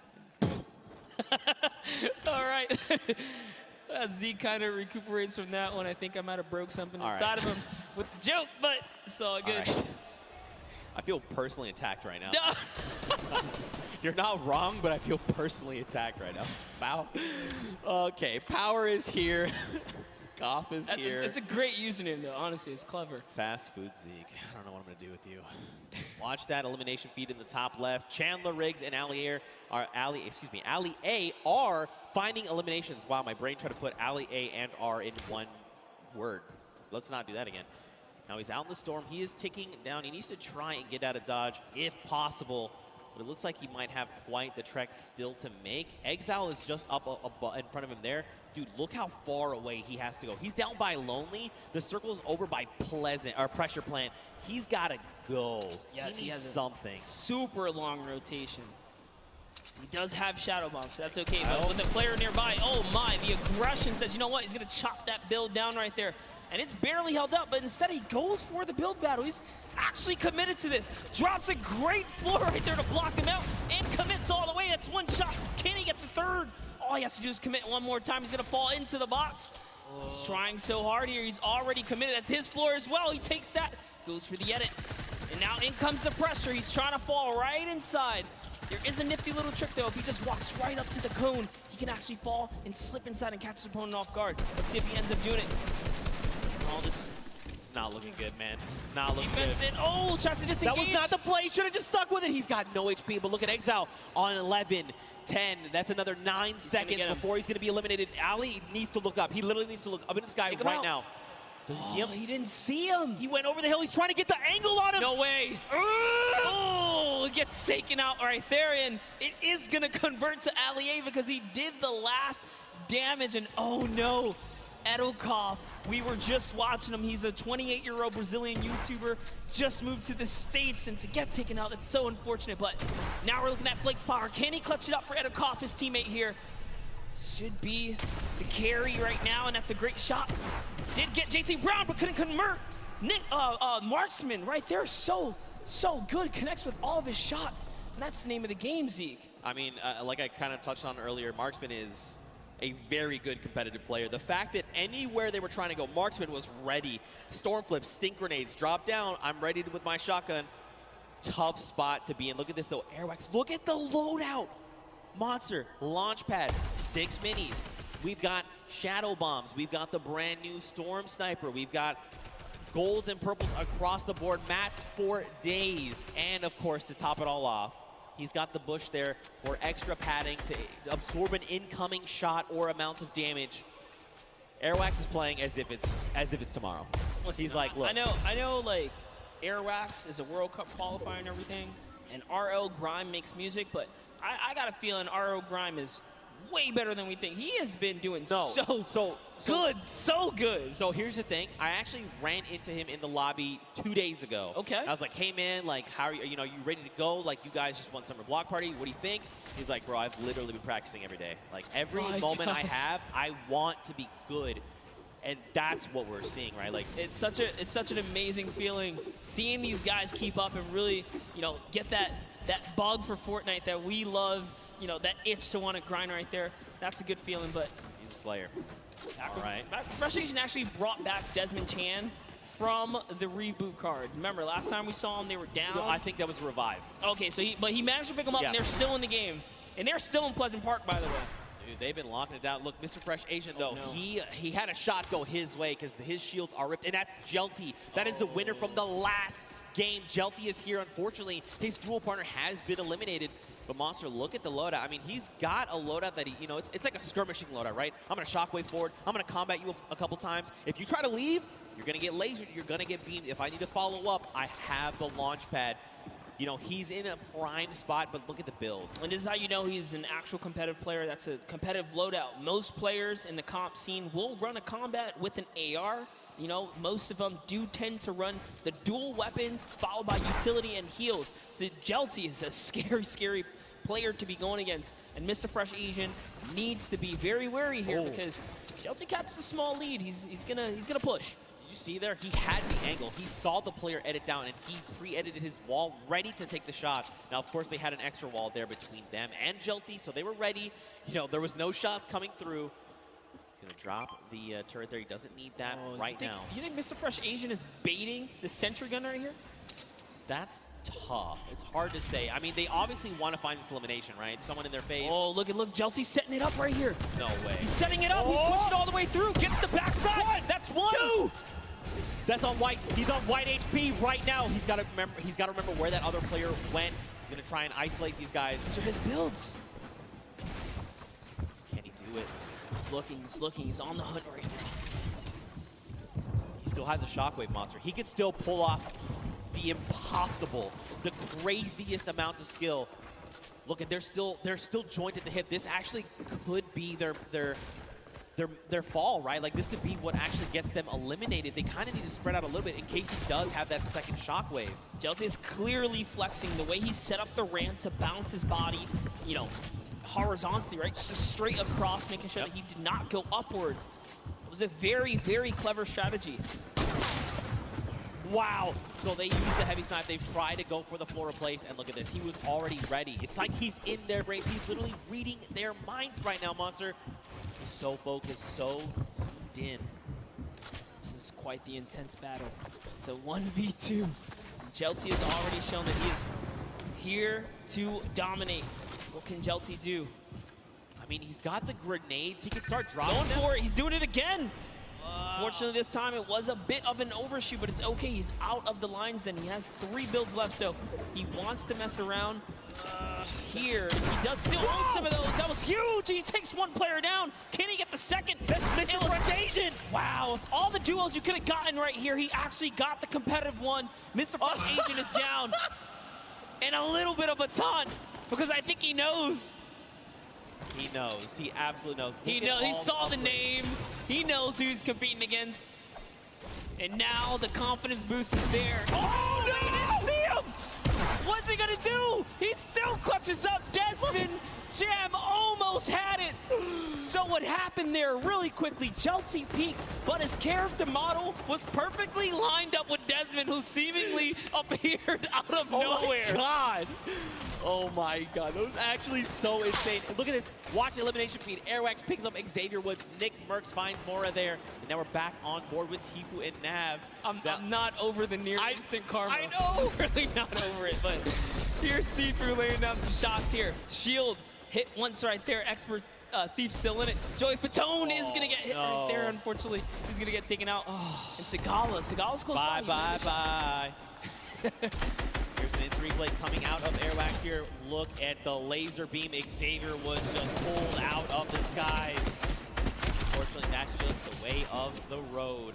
Tfue and Nav, they are in the storm. I mean, it's going to be ticking for a little bit more, but look at this. He's juggling medkits. All right, there, come on. Don't drop it. There it is. That's actually really hard to do. I definitely can't do it. He probably wanted to keep the redeploy, but you know what? It's better to make sure you get into safe zone. Now, he's going to have like an empty slot, right? Once he uses the med kit, there's nothing available to him right now. That was why he wanted to juggle it, especially being that it was a 5-tick. You know, he only had that one opportunity. couldn't make a mistake right there. Let's take a look at these replays coming out of Tfue. There goes Joey. Not going to make the joke again. A 30 over on this player. A 74. Sigala is going to be picked up. Look, this has to go back out and confirm. And I like that he did double back for the loot. That is going to, you know, that would have opened up more doors had he been able to juggle both, but it's okay. And we saw Tfue earlier today talk about he almost had a great game. He almost had a victory, but not having any heals kind of was his detriment. But this time around, he's making sure he's taking good care of his loot pool right there. So it'll be nice. And Jelty's still in the game here, running that double box right now, making sure he's turning up here to kind of hold defense and look for another opportunity, being that he's by himself, especially now. He lost Gabo, unfortunately, and he's by himself again. Does take a heavy snap right there, didn't connect, but your bottom right is Airwalks. Man, this is actually really scary. Jelty has quite a kit on him right now. This loadout is actually insane, and you can tell he's prioritizing those grenades, right? He's hanging on to the, well, he hung on to the 3 that he had back in Pleasant, so he really values that item. But on the other side of the coin, look at Airwax. Look at that loadout. Still about where we left off, right? The loadout of a king. He's got it all right now. He's got his dual partner, Grime. They're looking great on HP and shield. And let's not forget, they are in first place. And they are your Summer Block Party champions. They want to defend that title. This is the last game, and they've really slowed down the momentum here. They don't have nearly as many eliminations as we saw before, but Airrox is looking to change this as he's going for the box chase here. He has Ghost Sean on his back. Sean just gets on out of there, pops it, and goes to the races. The Shockwaves is going to keep him alive for now as he pushes the wrong players here. Airrox still in it. The world is their oyster right now. They have everything they need to win this game.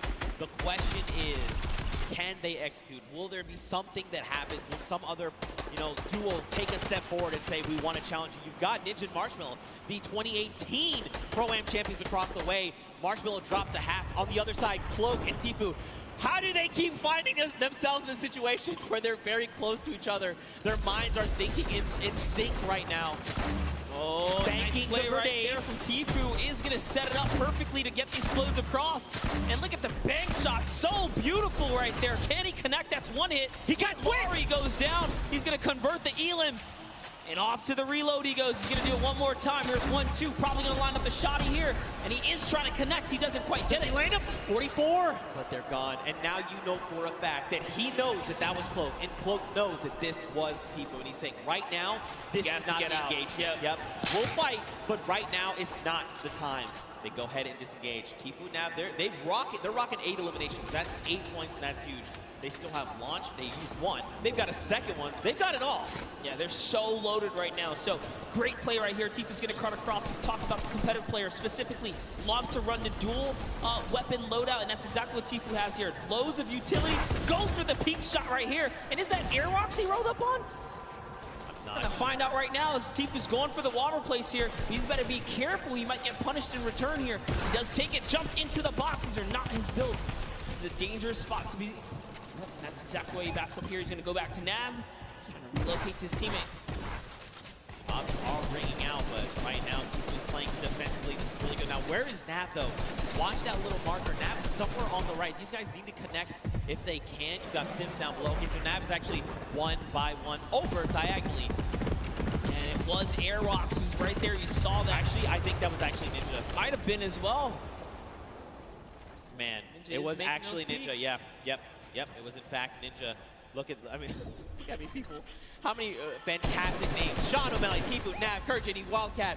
They were pushing Ninja. Marksman is here with JT Brown. They're already on 9 eliminations. Wow, this is a huge game for Marksman here and JT Brown. If they can snag this victory, we don't know what that top 10 is going to be looking like after that. Dude, everyone said, this is game 4.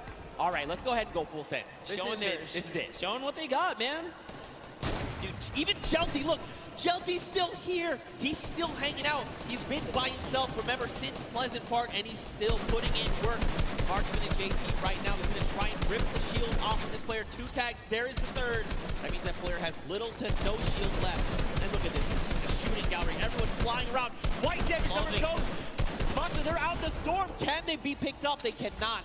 so close. They were doing such a great job working together to lay down that fire there. And there's still more players nearby. He's trying to see what he can get. That was a great shot right there. That one might actually convert, but it doesn't matter. He has to get to the next spot, and it does. It was Nick Merckx who ends up falling to the zone at that moment because he had so much damage. And look at this. Marksman says, you know what? You don't get that for free. He's breaking it on down right here. Marksman wants this, dude. You can tell just by the way he's moving. He wants this victory out. Now, keep in mind, everyone here just hit top 15. That's an initial round of placement points. 3 for every single person on the board. This is huge. Airrocks already has 4 eliminations as a team right here. RO Grime and Airrocks, he's found someone else he wants to start pressuring. Those are his builds, though. Can he get this wall right here? There it is. Quick replacement. You didn't even see it. But just like that, it was his. That's a huge shot. Can he get the push through right now? We're looking at Airrocks in the bottom right screen here. In goes another replace. He's so fast. It was Ninja making it look easy. And now look across the way. Marksman took the high ground. It does take fall damage. JT Brown and Airwax, they're going up, up, up right now. Down below, Lachlan McKenzie. Grime is still here. This is an all-out brawl right now, Monster. No duo is that close together. You've got Aiden. He's by himself because Rob was eliminated earlier on by Tfue. Lachlan's got himself caught in a box. And look, Marksman is using those chug splashes. He's like, look, now is the time. I know down below there is an enemy, and he is a threat. I have to be in the best possible spot. Honestly, way to keep cool for Marksman. Recoups with this teammate right there. He just regathered himself, used those chug splashes, and that's why they're the best heal in the game. They're just back just like that. Sean goes down. Courage also goes down in one failed swoop, and that was Aiden who picked them all up. And look at this Marksman. He's still holding that high ground right now. Airrocks just got taken out by Aiden and Jacob, so Jacob is still in the running here. We saw him clutch a game earlier today. Can he do it even with no material once again in another game here? But it's going to be a tough one as Marksman and JT Brown are so healthy and looted in the high ground right here. Aiden actually just straight up wraps up Jacob right there. Dude, they have materials. They just use a chug splash between them. Look at everyone else. It's Lachlan and Aiden. Now Aiden picks up Lachlan, but this is a 2v1, and Aiden is not in the right position right here. He needs to try and come up. He's going to be taking a ton of storm damage right now, Monster. What can he do? He can't be counted out, though. Aiden is a qualifier here, even with the double raining fire. What's it going to happen? JT Brown has given up the positioning, and he actually connects right there. And JT Brown wraps up Aiden in the final moments of the Pro-Am in Game 4. With a huge game, 12 total elims for JT Brown and Marksman. Dude, well executed. You could tell. I mean, like you said, this is Aiden, right? This guy's been in situations like this before. He knew what he had to do. He tried to go for the high ground. Marksman, though, intelligently said, look, you know what? I'm going to block Aiden from getting this high ground. I know my dual partner has the angle. He's telling me he has the angle. Look at this. JT drops back down as Aiden says, look, I got to double back. Nope. JT is here. He is ready, and he lands a combat to the face for the victory royale. What a sleeper of a duo right there. JT Brown says, you know, I'm partnered on Twitch for a reason. Let me show you how I connect with these shots real quick. That's exactly what he does. He was confident in the push, and he did a great job executing right there in those final moments. You can't ask for a better last game than that for another duo to kind of come up and really make sure that no one is safe here. Does that mean we've seen a different duo every single game? Yes, we have. That's what the Prom will do to you, man. This is what Fortnite does to you, all right? What an unbelievable game that was. And it's crazy because for a while, that game was pretty slow. We slowed way down, right? Everyone's thinking, last game, what do I need to do? Where can I get? If not first, where can I push to try and get some money for my charity? You know, what place do I have to kind of push for to try and get the most? First. Yeah, well, first, yeah, of course. But, I mean, you've got Airwax, you've got RL Grimes, you've got Ninja, you got Marshmallow, you've got Marksman and his dual partner JT Brown standing in your way. That's tough. It's a tough ask. Well, I think I'm ready to know. Are you ready to know? I'm ready to know. That was a great last game, and it can go either way. I mean, here we go. After 4 games, everyone here in the venue, I think you guys are all ready to know who the winners are. And Monster, I'm going to allow you the honor, my friend. And your 2019 Pro-Am here at the Fortnite World Cup Finals winner is Airwalks and RL Grime coming back with another victory. First, they did it at the summer block party, showing that do not sleep on him. He's a World Cup qualifier for a reason. He's been so calm, cool, and collected this whole time. Confidence at an all-time high. He said he was going to win it, and that's what he came out here and did. That's right, man. Your defending champions not only won the Summer Block Party only a month ago, but came back and said, you know what, World Cup Finals, there's a Pro-Am, we'll go ahead and we'll win these. 2 Pro-Ams back to back. Look at the smiles across their face, all the work that Grime has been putting in to better himself, to support his duo. It all pays off in that moment. 52 points, 12 points ahead of the pack. That is unbelievable. And what a great top 10 for everyone that made it this far. Sino and O-King, just a fantastic performance. Still $500,000 in prize right there to go to charity. Jelty took a victory with Gabo. Jacob and Claire also took a victory. Tifu and Nab, fantastic performances. Consistency is going to pay off, and everyone plays so well. And don't forget, I mean, every single person here is a winner. Don't forget, this is all for charity, so we want to make sure every single person is listed. We want to make sure and remind you guys here and at home viewing, everyone here is a winner. This was so much fun. What a great tournament. Here is our final pages right there. You see Jordan Ewok up there, Nick A30, Max Carver, John Ha and Wade. We saw a little bit of them, 7 and PC Siqueira right there as well. And as the list goes on, everyone here is going to be able to contribute to a great cause of their choice. Yeah. And offer the name of good right here on their some good old Fortnite action. Here's your last page. There you go, man. Everyone walks away a winner, like you said, for the charity of their choice. At the end of the day, that's what all this was about, right? Just giving back a little bit, make sure they're supporting the world, making the world a better place. You like to see it.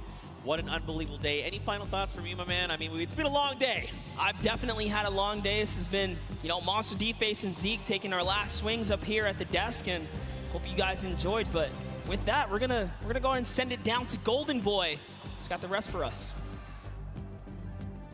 Thank you so much, gentlemen. It was a long day, grueling competition from the Creative Showdown all the way down now to the next Fortnite Pro-Am. It was incredible, though.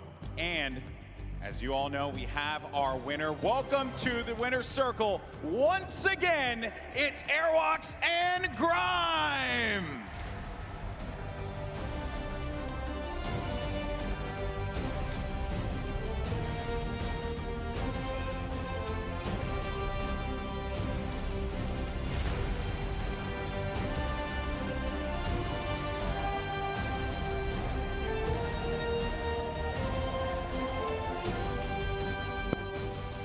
Gentlemen, this is yours.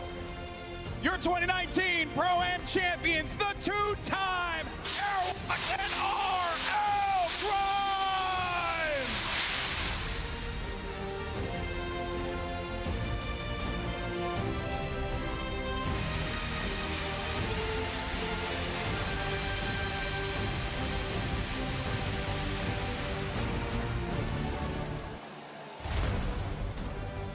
Awesome stuff, fellas. Come here. I want to get your thoughts real fast. Actually, Grime, I'm going to start with you, man. You're a 2-time champion. Awesome stuff. This duo works so well. Why is that? I mean, he's just an incredible player. He's taught me a lot about how to play late game and rotate. He's a great mentor, so, yeah. I would love to see you, and I got to be darn confetti. I would love to see you compete eventually, because I think you got what it takes, buddy. All right, Airwalks, man. You're ridiculous. You did it again. You're a man of very few words, so I'm going to let you just say what you want to the fans here. Say whatever you want to say to your competitors. The floor is yours. I don't know. It was incredible. I'm happy to be invited again and compete again, and hope I win tomorrow. I was going to ask that. You're going to go. You're going to join me in the winner's circle one more time tomorrow? Gonna try to. Yeah. I think we can. I have a lot of faith in you, obviously, with how good you are. And as you guys are now 2-time champions, this is a big moment for you. Where's the money for the charity going? Who are you sending your money to? It's going to a great civil rights organization called ACLU, so shout out to them. Awesome stuff. And for you, Airbox? WWF, Save the Planet. I think it's a great cause, and I'm happy to give them $1 million. Awesome stuff. Well, there you have it, folks. Come on, Arthur Ashe Stadium. Let's give him a round of applause. The 2-time Fortnite Pro-Am champions, RL Grime and Airwalks. Congratulations. And now, don't forget that while this was all well and good, and we have two-time Pro-Am champions, the Fortnite World Cup Finals starts tomorrow. That's right, and we're going to be going to duos. The best duos in the world of Fortnite are going to be clashing for your entertainment. So make sure you join us here at the Arthur Ashe Stadium. Make sure you join us on Twitch, YouTube, or whatever platform you decide to tune into. And don't forget as well, we want to let everyone know that at 1 p.m. Eastern Time tomorrow for the Duos Championship and 1 p.m. Eastern Time, Marshmallow's live performance will kick off the Solos Championship. There's going to be a lot of good stuff happening here, folks, and we thank you so much for joining us here today. That being said, obviously, we know that there's going to be a lot of talk. Who's going to take the top crown tomorrow? Is it going to be one of your favorite duos at home? Let us know on Twitter using the hashtag Fortnite World Cup. We want to hear from you. And of course, we thank you so much for joining us here today. Thank you so much once again. I'm Golden Boy. This has been incredible. We'll catch you next time. See you tomorrow.